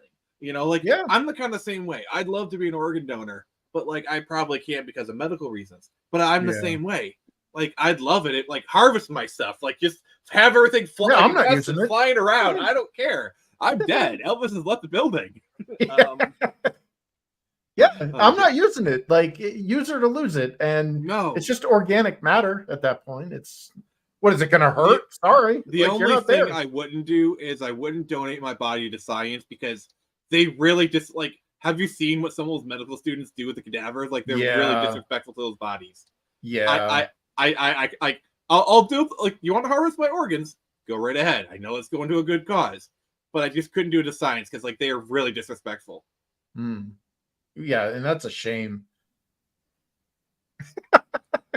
Yeah, dogs do it too. Although I've seen dogs break out of windows, or like. I remember there was some owner or something it was a police report where they found a dog wandering the neighborhood, and when they went to go return it because the tags or whatever were on the dog, it actually brought it to the house. They saw the window that was busted through by the dog, went inside, and the owner had died of it was either carbon monoxide poisoning or some type of like gas leak or something. Yeah, there's actually been a couple of kind of stories like that where a dog, like an owner, is in distress, and the dog goes and tries to get help. I've actually heard those stories. Yeah. There's even there's a recent story I remember seeing in the local paper about a fox that they thought it was rabid, but it turned out that its cubs or whatever fell in a drain ditch or whatever, and that was why it was approaching people, was to get them out of the drain ditch. Yeah, I've seen some videos like that where like they come across a cat and it leads it to its kittens. Yep. Or like the best ones where it's like you have this like adult cat, and then like you start feeding it, and then all of a sudden like 3 or 4 kittens just kind of come out of the woods at once. You're like, where did you guys come from? Because like the cat's meowing like, it's safe. I found a simp. Only cats. Oh, I'm not. I wouldn't be surprised if that it doesn't exist. Like, because like you know how they favorite of those cats. Stories. Like you know what they say. It's like you don't adopt cats; cats adopt you. Yeah. One of my favorite of those stories. There's a woman and her baby out in their backyard or something, and the dog's going completely feral. And she thinks it's because he's gonna attack the baby. Chucks the baby out of the way, keep the baby safe from a snake. Oh wow! So she's like, oh my god, my dog just tossed my baby. And then she finds out why almost immediately. Turns out there's a very dangerous, very poisonous snake about to like attack the baby, and the dog was just saving his life. Dog's okay, by the way. I mean, I actually once saw this video where this is in Florida. It can only happen in Florida. Where like a little girl was like playing outside in the front yard with her dog, and this alligator just started crawling up, and the dog actually just like and started charging the alligator, and the alligator was like, "Frick this, I'm out." The dog's like, off of my lunch. Like as soon as the alligator started to be threatening, the dog was like, "Roar!" And like I love those stories where it's like, oh, it's the nicest dog, but as soon as he's threatened his family, like we've never seen it be this like ferocious protective. Like this is why I love black labs. Like black labs are some of the best dogs for a family because like they will let the baby like crawl over it, tug its ears, but you try to harm that baby, oh dear God, I hope you looked in the mirror before you attacked it because you no longer have a face. Yeah.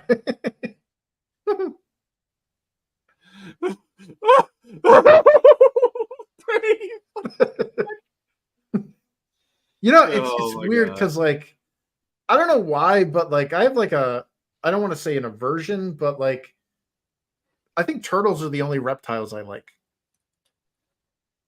I like iguanas. Like iguanas are cool. I like bearded dragons are adorable though. I wouldn't own like reptiles, but like bearded dragon is like the one exception because like they're actually kind of dog like. Yeah, I had a friend who had a bearded dragon. Oh, sorry. No, sorry. My younger brother has, I think it's a bearded dragon. I can't be too sure.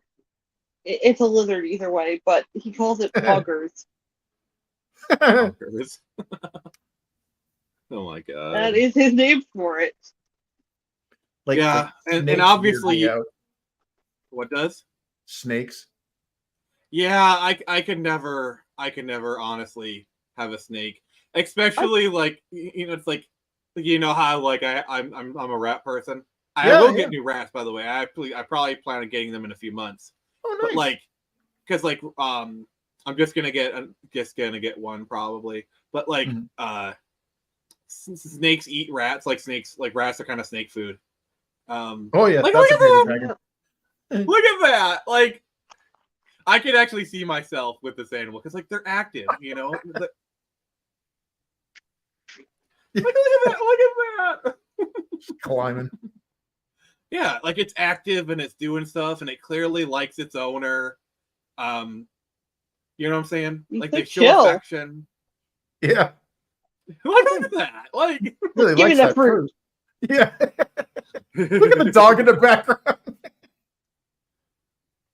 Yeah, like Kind of looks like mostly a bird. Yeah, mostly I just do rodent type animals because that's mostly what I prefer. But like she's like, I want some like the dog, the poor dog.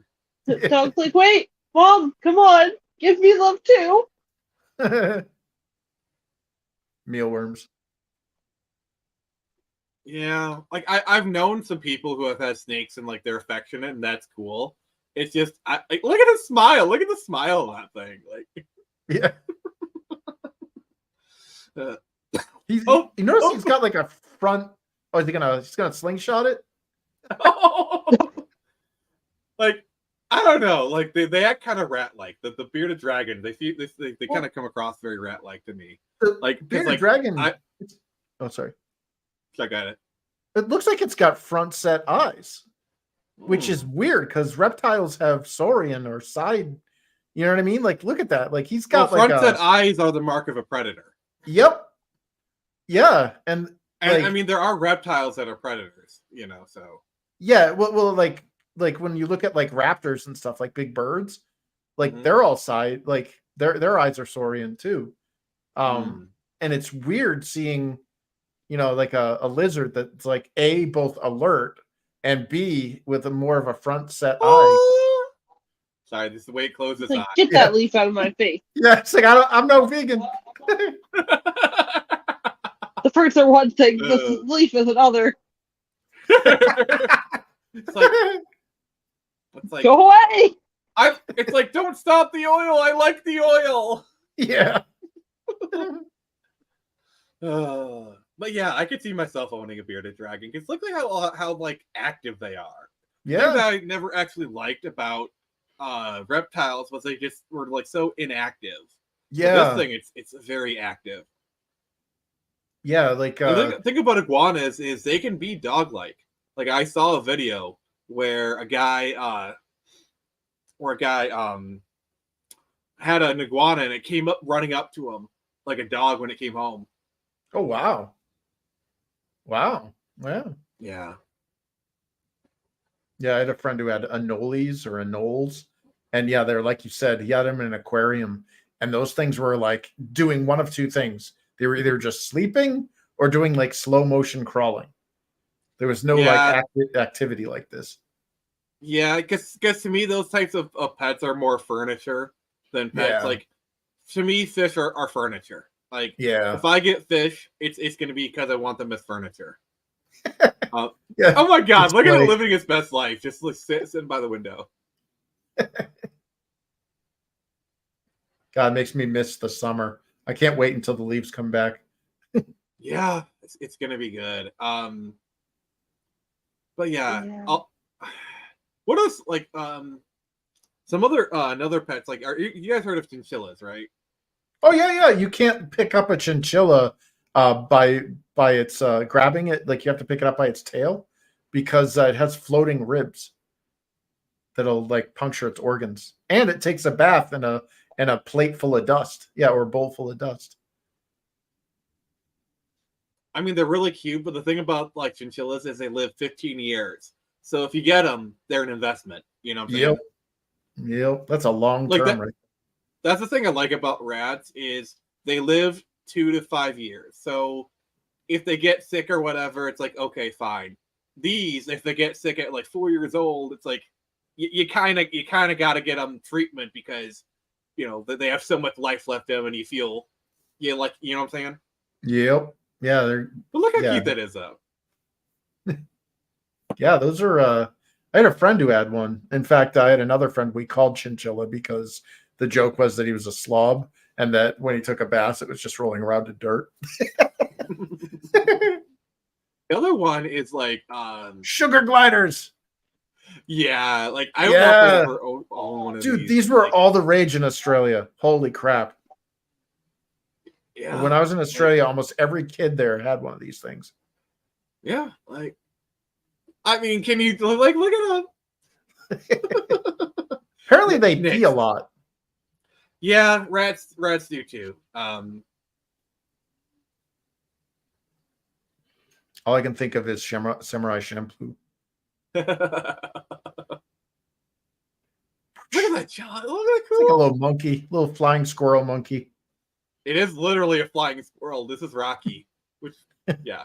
Yeah. If I get a sugar glider, I'd probably name it Rocky. If you're please, I know Chris gets the reference. Nix, do you get the reference? And now here's something we hope you really enjoy. Oh my god. Nix, do you get the reference? No. It's just too young. Oh. You do not know about moose and squirrel. Rocky and Bullwinkle. Uh, Rocky was a flying squirrel. All right. I need to explain the reference. Oh dear God.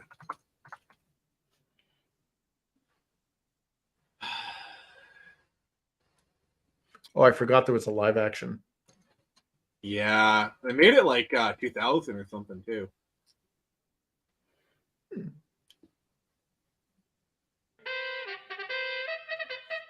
Nick. A thunder of jets in an open sky, a streak of gray, and All right. Any more, and I'm probably gonna get dinged for that, but yeah. Oh, Like so the let's precursor to Sonic the Hedgehog. Oh, actually, yeah, you're kind of right. So let's wrap things up. If you made it this far, sorry the guy couldn't be here. I don't know what was up. I'm sure it was perfectly.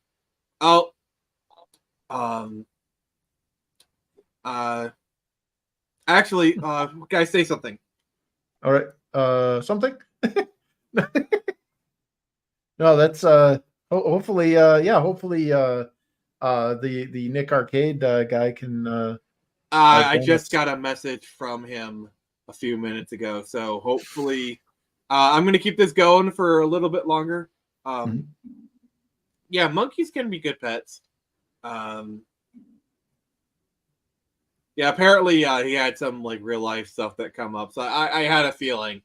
So yeah, I'm gonna try and keep this going for a few more minutes, seeing if he's able to come in.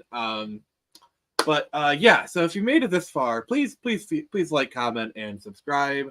I would really appreciate that. All right, the main event is coming. He's on his way. So nice. yeah, I have a feeling. Let's see here. Turn on my cam because. All right, guys. Just got a message. He is on his way.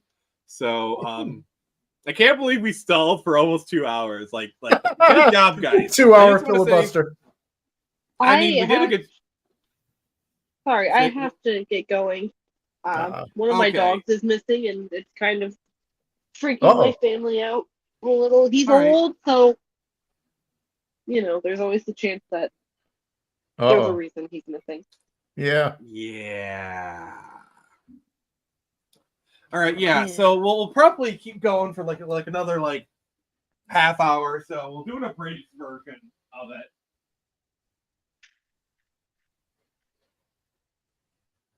it. Cool. But yeah, so thank you, Nix, and yeah. So if you made it this far, you know, please feel free to like, comment, and subscribe. And as far as the stuff, so I got Nev working on a cover for Torn Samurai #4. It's going to be pretty awesome. And I even hired Xevious to start on the work for the cover of Lost Kingdom, so that's going to be pretty cool. Right now, Torn Samurai issue 4 we are shooting for a May release date. I did say like April, May, but it's looking like it's probably going to be. It's looking like it's probably going to be. It's going to be May. Oh man. So yeah. Oh, here we go. Okay, let's get this thing together. Don't fall down. Hello, sir. How are you? Hello, I am running behind like mad, but that's my life. Okay, let's see. No, if that's exactly the wrong way to turn. That's the right way to turn. Okay. All right. Why yeah, am I? so, Oh, that's where the camera is. Okay. Yes. I'm using a Fire tablet. Hey, whatever works, So, It's just I was trying to figure out where looking into it. The camera's like on the side. Anyhow. So hi everyone. I'm War Cabin. I'm also a Chris. Oh, two Chris's, nice. Yes, cursed of the children born in the 70s or 80s. Oh, yeah. And I had the privilege of working with Dean Friedman for InVideo Systems. Oh, cool. And we did what would be called these days augmented reality. Nice, an innovator.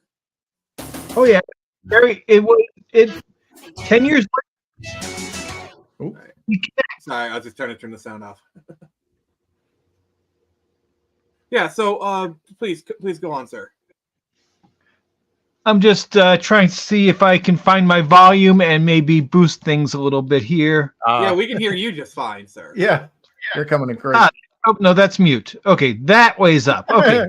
Okay. Now I can hear you even better. Great. Awesome. So okay, what we did was, and this is some of the words I'm going to use are incorrect because we didn't have webcams back in 1989, 1988. Mm. But for all intents and purposes, what you're looking at is an Amiga doing real-time VR gaming. Stop this if you'd be so kind. Oh, yes, sir. Okay. Can you rewind it just leave it right there. That'll do just fine. Okay. All right. What you're looking at is a jungle gym, essentially. It's a little bit of scaffolding. You can see where people are running. There is an actual framework, right? Mm-hmm. Mm-hmm, mm-hmm. And it's got a green screen behind it. Just the wall is nothing but green. Okay. The players are looking at a television, just like, they'd be doing 10 years later on the Microsoft Xbox playing with the Kinect. Mm-hmm. Right. Okay. Now, sitting where you, the viewer, is a camera staring at the green screen or the green set. Mm-hmm.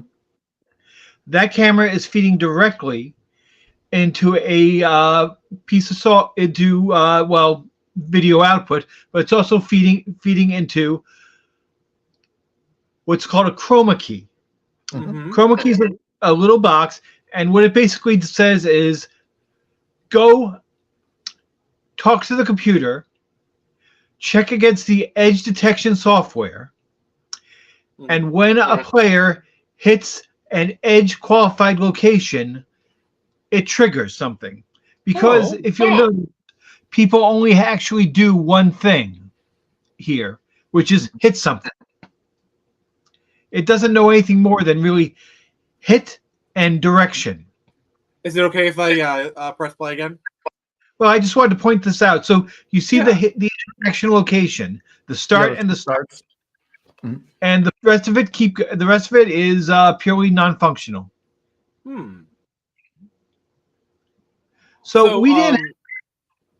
So go for it. So what was kind of your inspiration to start this? Like, were you inspired by like a certain movie or just like a book or anything? Well, again, theoretically I was an intern, but I was a monkey. I was a code monkey. Dean was the man behind it. He was an interesting guy. He actually had a rock and roll hit back in the 60s called Ariel, which was voted the worst pop song of all time. Oh, wow, that's an honor. I'm not even joking. You can look it up. It was Dean Friedman, Ariel. And on the other hand, it was a pop song, and it was a top 10 hit. So, okay, it's better than I did.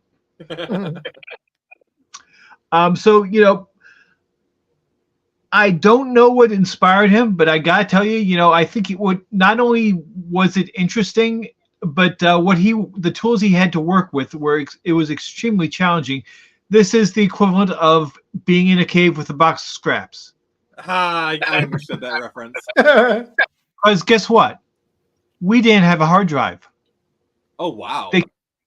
This is an Amiga. The hard drive number one couldn't do it fast enough, and number two 500, 1000, 2000.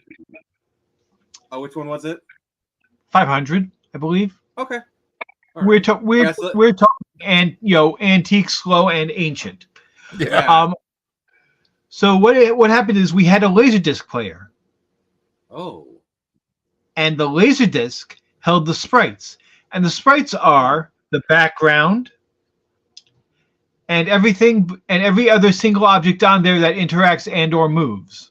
The start buttons are sprites. The 46 is not a sprite actually, but the power bar is. Go ahead, play a little bit. So the guy stopped right there. So the guy hits something, and the power bar comes up. You get some interaction. You get some not interaction. You get some movement on the sprite. Where you have danger locations that people can run into. So the edge detection happens on the camera field of view is your player screen.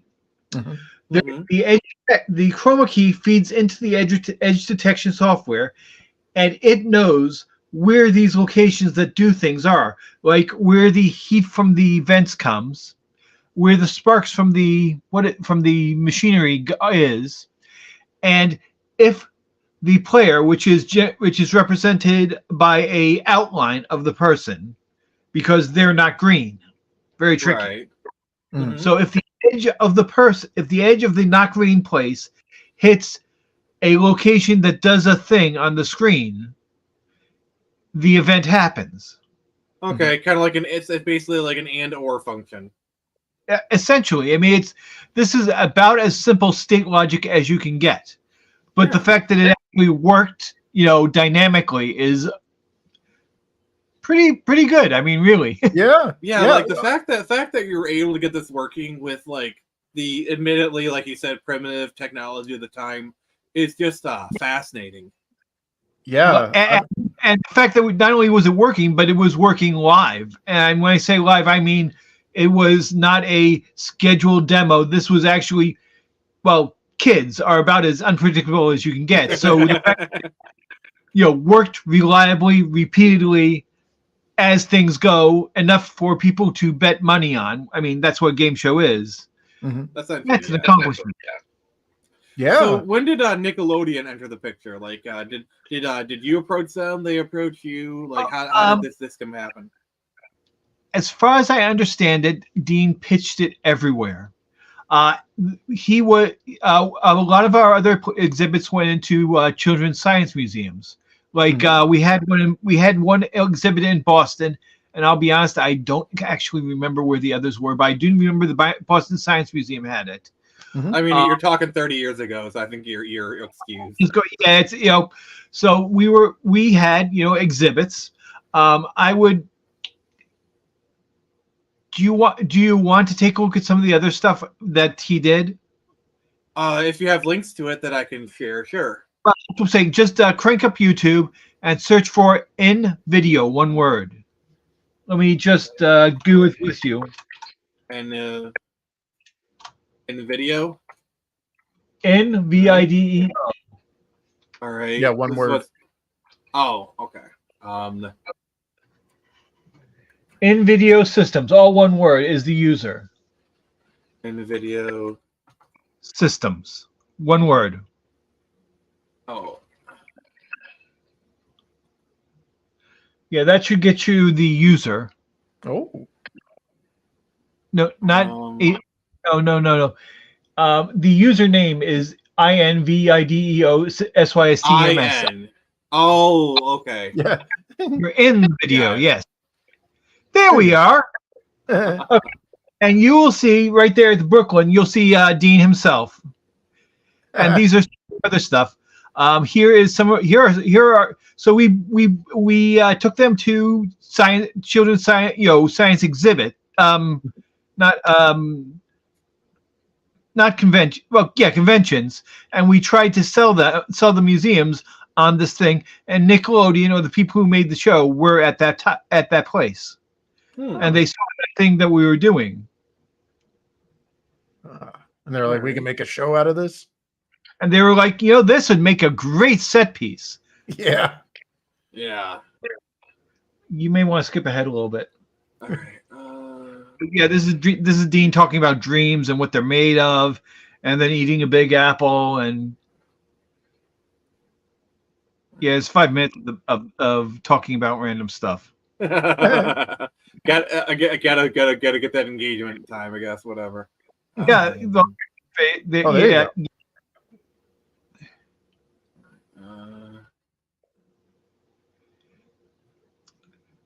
Trying to see like how far I need to go. Maybe not. Sorry, internet's being a pain in the butt.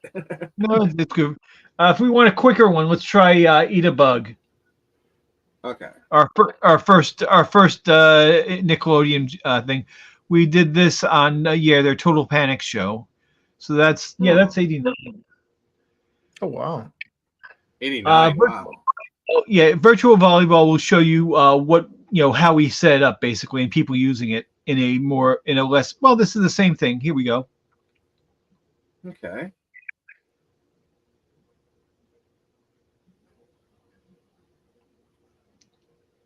Sorry, internet's like not really wanting to cooperate right now. Yeah, so let's see. So yeah, so there's actually each of these things is a primitive sprite on a laser disc, and with people. Actually, tell you what, Chris, if Invitel, if I send you the link, could you pull it up on yours and share it? Sure. Because I feel like doing that might get you better bandwidth. Yeah, So. yeah. Your internet's. It's like I'm already streaming. You want me to watch YouTube as well? All right, it's in the private chat. All right, let me. I guess present. And then. Yeah, sorry about this, sir. We're kind of. Please. I came in late. It's been one of those highly entertaining days. Everything is last minute. Even it stuff happens. All right. Flower of incredible adventure. There we are. So that's Total Panic. Mm-hmm. And yeah, I do get the Kinect comparison. Like when you're talking about this. Yeah, it connects to multiple cameras. Mm-hmm. But like what you're doing is kind of like a very primitive version of what they would eventually do. Exactly, and I mean, think about the advances in computers and technology to be able to do that. I wanted to move to a 2-camera system, but we never actually got that up before Dean shut the whole project down. And why the whole project get shut down, if you don't mind me asking? No, it was just he was retiring. It was time, We got about as far as we could, and we got about as far as we could, and it was we'd have to basically Amigas were being shelved, and he'd have to rewrite the whole thing. Yeah, Amigas were kind of like a flash in the pan kind of system. Like they were great for their time, but dude, they were the art computer animations. Oh yeah, for sure. Video toaster alone. But so you see the primitive. There's a sprite, and there's a kid interacting with it, and it's basically you can understand where the green screen is, and you can see how the kid is just staring at the screen in front of the TV screen in front of him. And trying to hit something and not hit something, and that's basically how the whole thing worked.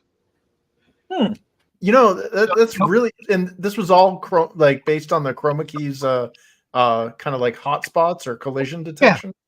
Yeah, basically that edge detection.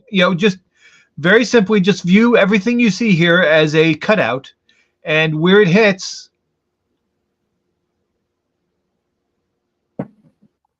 Wow. Interesting. Yeah. So go back to the main or main user or whatever. The back to the back to the in video. channel. Yeah. All right. And so there you go. There's for example, the Nick Arcade one has a couple examples, I think. All right.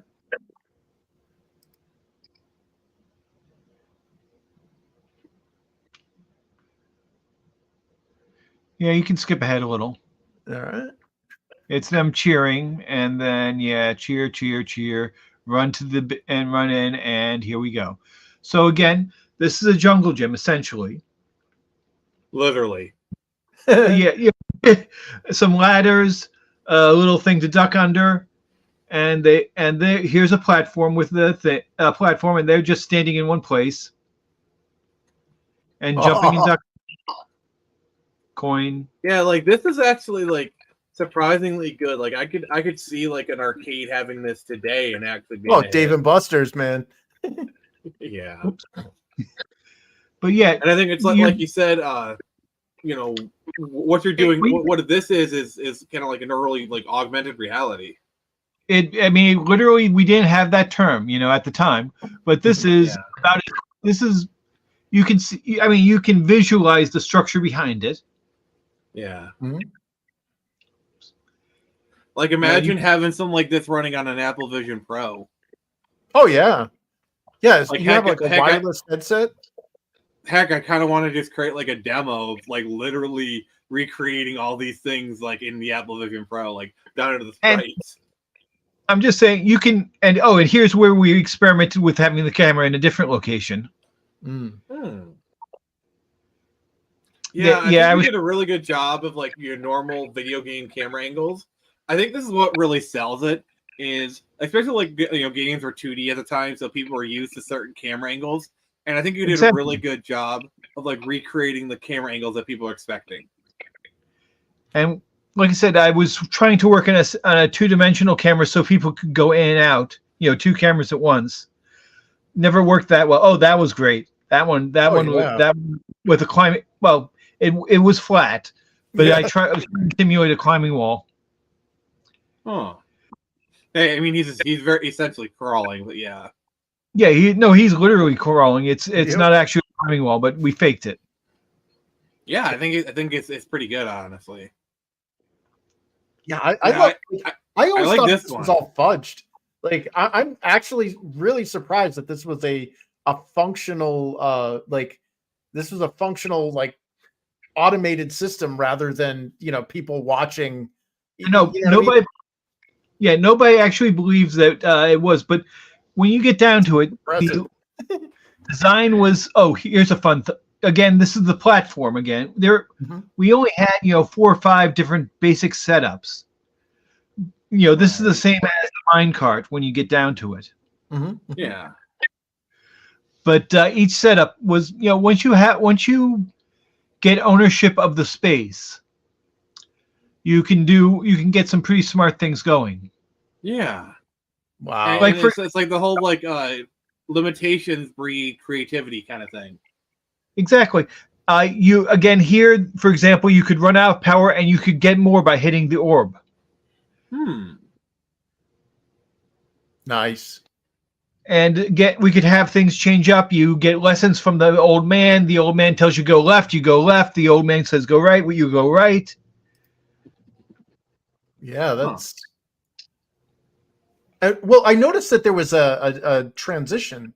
So when the player or the contestant succeeded at the Green Jewel collection here on the river ride, they ran over. Yeah.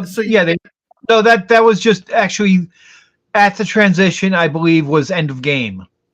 So they ran over to the Okay, yeah. I was gonna say, judging by all of the limitations in our technology at the time, is like, wow, did you guys have like 2 laser discs set up? But since it was a camera trick, that makes more sense. Yeah, no, that's just splicing. The guy just ran over to the host, and actually that was the end of the show. Yeah. So I did also want to talk about like the other thing that you're kind of doing in more modern times. tell us about the MMO you're currently developing, and then Okay, Chris, I do have the trailer in the private chat. If you can pull it up. All right. Okay. Well, yeah. So 20 years later, 20 years past, 30 years past. Oh God, please don't tell me I'm old. I'm old. Welcome to City of Titans. Once upon a time, there was a game called City of Heroes. Mm-hmm. It got shut down for reasons that involve money.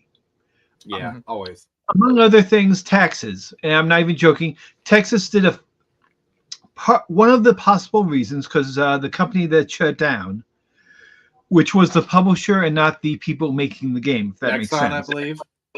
NCSoft. Oh, okay. Got my Korean MMO companies wrong. It's okay. Actually, I got a funny story, but we'll get to that in a second.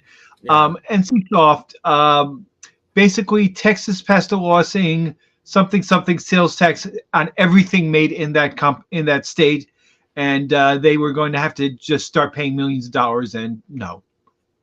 Oh wow. Yeah. Well, the thing is, it had been running for 7 years at that time, and we stopped being teenagers and started being a little bit more grown up, and we decided not to take it. And we just kind of said, hey, you're a programmer, you're an artist. Let's start putting this thing together. Unreal literally just went from 3 to 4. We were the first 10 people to actually sign up for Unreal 4. Now Unreal 5. And we took a chance, and it started to really pay off. It's slow. We are doing this out of basically a Kickstarter that 10 years ago and my salary. There's another video that I put in the private chat, Chris, if you want to pull that one up. All right. Yeah, but that video that you've been seeing has been Titan City itself, a celebration of the world map that we made. It's a bit of a change to the video. One of the fascinating things I did, because I've been casually following this project for a while. I'm not like an Uber fan, but I was aware of it, and I've kind of heard some things. I remember seeing a post you guys did where you did you modeled terrain after GPS data or something. Yeah. Oh yeah. Basically, it's Boston. Nice. Fair enough. Someone scanned Boston with I forget whether it was 6-inch or 10 feet lidar. I think we had both. We turned it about 90 degrees, and then we did other things to it, averaged it out, and so forth. But the basic core was actually the place where the city is in real life, scanned and abused. And we did stuff like, doubled up here and halved here and smoothed out. But yeah, it's basically the landscape of Boston itself turned 90 degrees. So how far along is the project currently? Do you have a release date in mind, or is it just more of a when it's done kind of thing? Well, I mean, the answer is when it's done. But getting to this stage, this right here is something that people can download and play with right now. It is not connected to the net when it's playing, among other things, because servers cost money. Fair enough. And but it currently does, besides the world map, it does travel, as you've noticed. Flight and teleport have been released. Every individual instance has been tested, but not released. So I mean, the swinging, the super jump, the wall crawl. You're so you can get the Spider-Man on. Yeah. Yeah, and Batman, that's so cool. and parkour, full on we do several different variations of parkour. Every travel power that City of Heroes had and more. Let's put it that way. I gotta say, I love the lighting engine of this game. Looks so good. Oh God, it's just, again, this is Unreal 5. It's really ground shattering stuff, because you'd have to even in 4 you'd have to do this all by hand, and really this was we just told you what we wanted you to do. Yeah. The game itself, the stuff that's made is, I think, 16 square kilometers, and the city itself, 30 when we're done, is 64 square kilometers. And the point is, a not too great PC here. I think 12 gigs of video RAM. No, 12 gigs of regular RAM, and 12 gigs of video RAM. That's pretty toasty. Yeah. no, sorry, that's 12 gigs of regular RAM, and a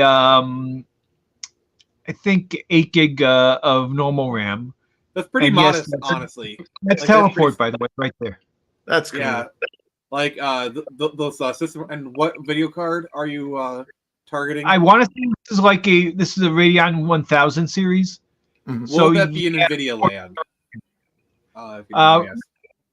Like I said, it's roughly a NVIDIA 1000. This is at least 3 generations old because we're all broke.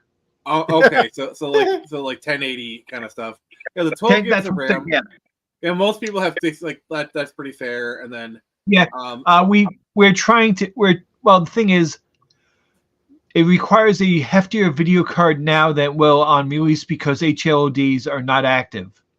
Gotcha. Because that won't happen until we burn the environment down. Right now, the environment is still under construction, and when we bake it out, fix it, and pull in full HLDs on it. Right now, it's just using dynamic. We want pre-calced for performance. I'm aiming for integrated video cards. Yeah, because wow, really? Yeah, that's. I'm doing 2 horrible things here. Number 1, integrated video cards, and number 2, on the Macintosh as well, because there are no. And the thing is, there is nothing currently stopping us from Windows Mac crossplay. Oh wow, that'd be that. Are you targeting consoles as well? See, that's going to be a little more difficult. There is no technical issue Are they riding? Yes, they are riding on the Ferris wheel. Yep. Okay. By the way, if you remember City of Heroes, that's something that you couldn't do. Static. Wanted to ride on the cars. We fixed it. But yeah, no. Excuse me. Right. Consoles. So consoles. There are 2 issues. One of which we have just solved, I think, day before yesterday, which was the control system. Yeah, that's what I was going to ask next. The control system now works with joystick and gamepad and keyboard. By the way, it's not been released. Strafe is now active, as well as full key mapping. Nice. Okay. I also want to say that we're having a small problem with Mac right now, and it's not technical, or whoops! Oh, they landed on the scrambler. The problem is more to deal with. Oh God, Apple requires everything gets signed. Oh yeah, and you need an Apple developer account, and so we actually have the game running on a development computer on the Mac with the full world map. But now we're going, oh God, okay, what do we need to get this signed? And we're in the literally. I believe the answer was last Sunday was, oh God, we need to get this signed. And then I've run out of time. I'm going to take a look at it next week, and let's see if we can get it working, not signed. So that's what that stand is. Literally right now we're at we have it. We just can't deliver it to people because of something Apple did that makes perfect sense, but is still a pain in the next step that has nothing to do with the game. To step sideways to what you were asking about consoles, we could compile this to Xbox and PlayStation. The only thing stopping us from compiling it to Switch is basically Switch's engine. I'm going to say that we can probably compile it to Switch too. Yeah, the Switch. Yeah, I don't know if you've seen the hardware specs. Did you see that bit? Go back a quarter second, or there. That's displaying our park. That's displaying parkour. Or part of it. We have, if you watch just as we talk, and you will see the character actually literally crawl over things. Oh, inverse kinematics. Yeah, inverse kinematics. Not quite perfect at the wrist yet. We're working on that, but you will see them catch a railing. Yeah, it works really smooth. There's no button pushing. This is fully just jump up. On. Yep, just jump up. Okay, grab it. This is what people wanted. You know, when I say, "Oh, you want this one in City of Heroes," I mean when you were playing, you tried to jump and grab things. You felt like you could. It just wasn't quite there yet. We got it there.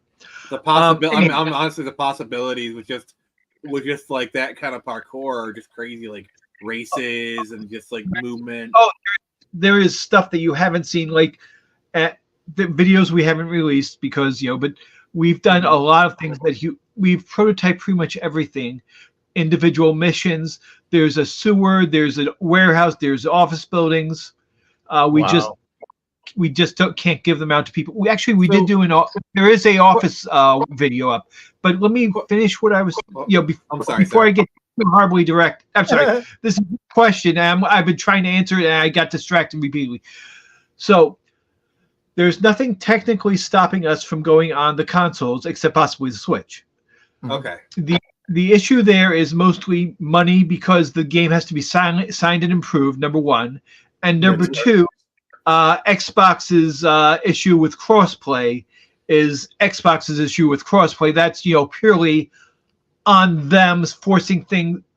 I'm not complaining that they're forcing things. I'm just describing the choice they made.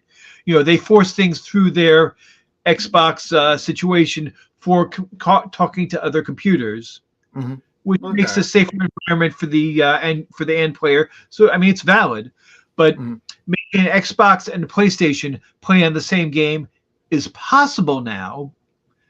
But because I've seen it done on like 2 places. Yep, Fortnite.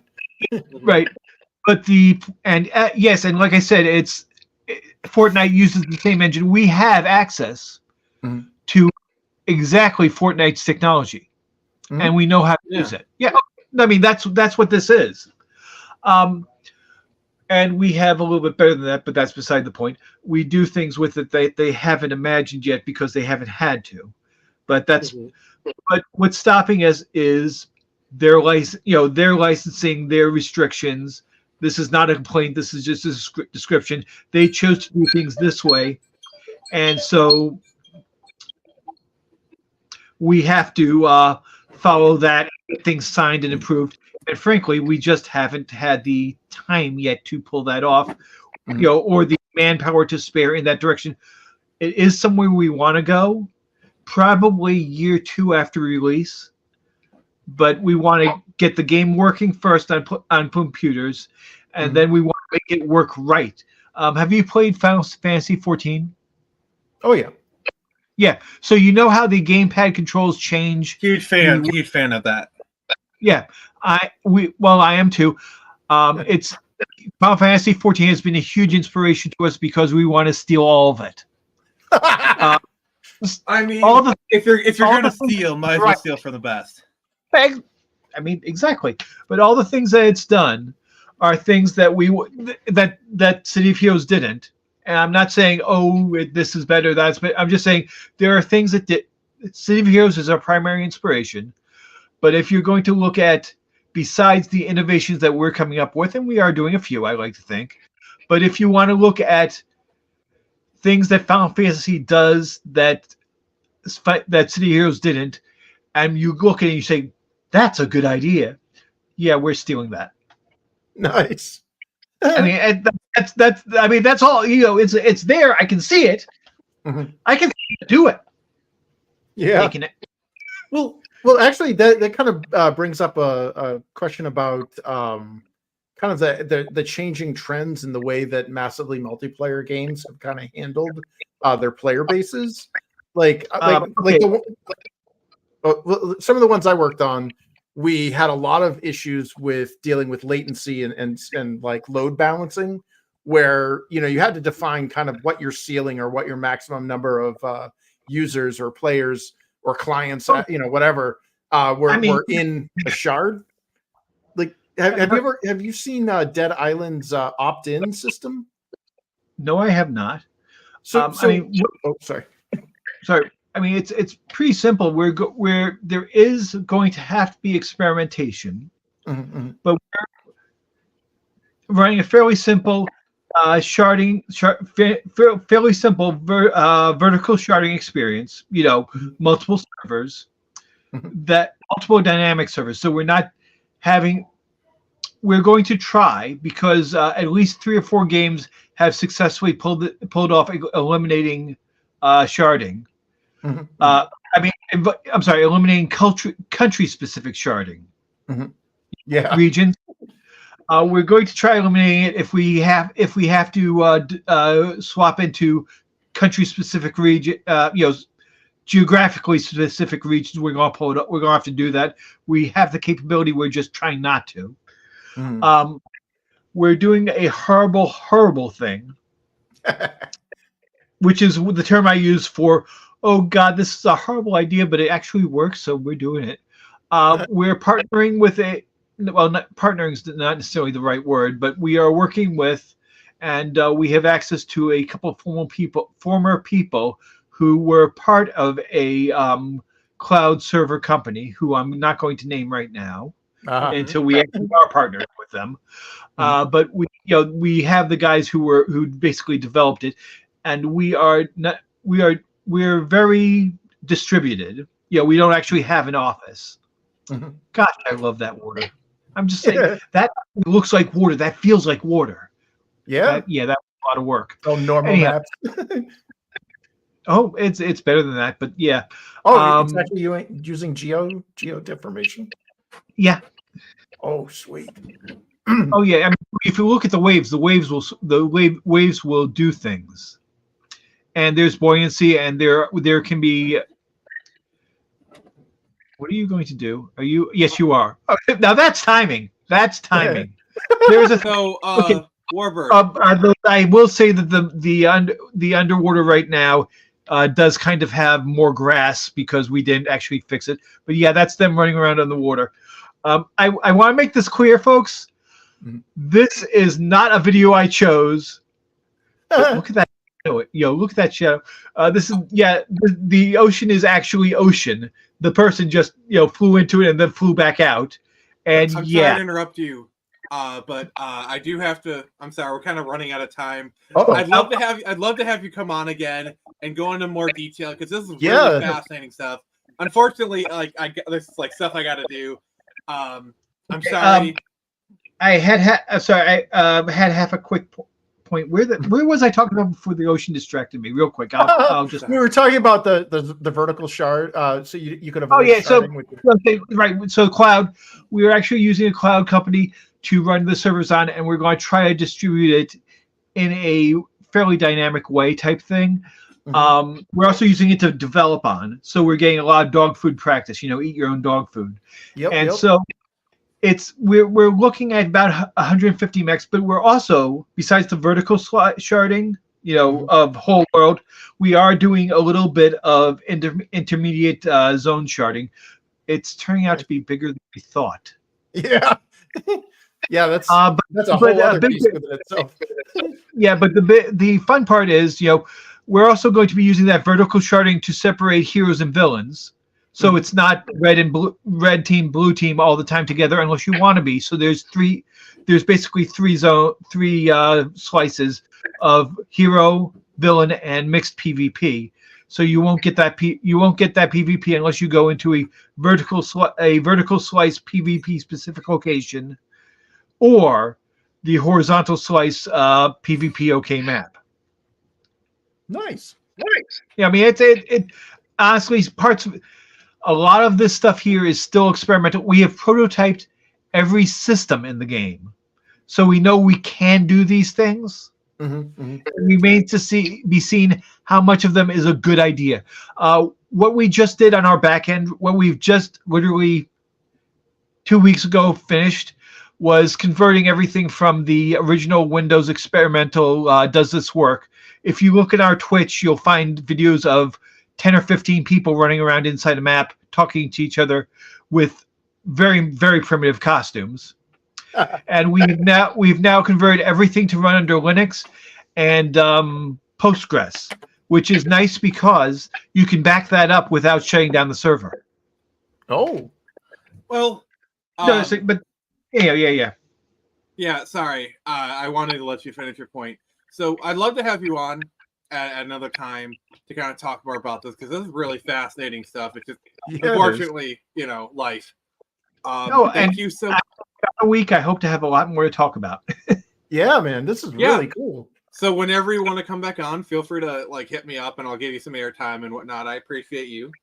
So at least let's go for at least a month. I don't want to wear out my welcome, but you guys, enjoy yourself. You have a great time. And if you have, more questions or want to set up something, just ask. I apologize for being late. Reality just kind of bit me. It's all good. I totally get it. But thank you everyone for joining us. This has been Nick from the Phoenix Press. Remember, I can only show you the door. You're the ones to walk through it.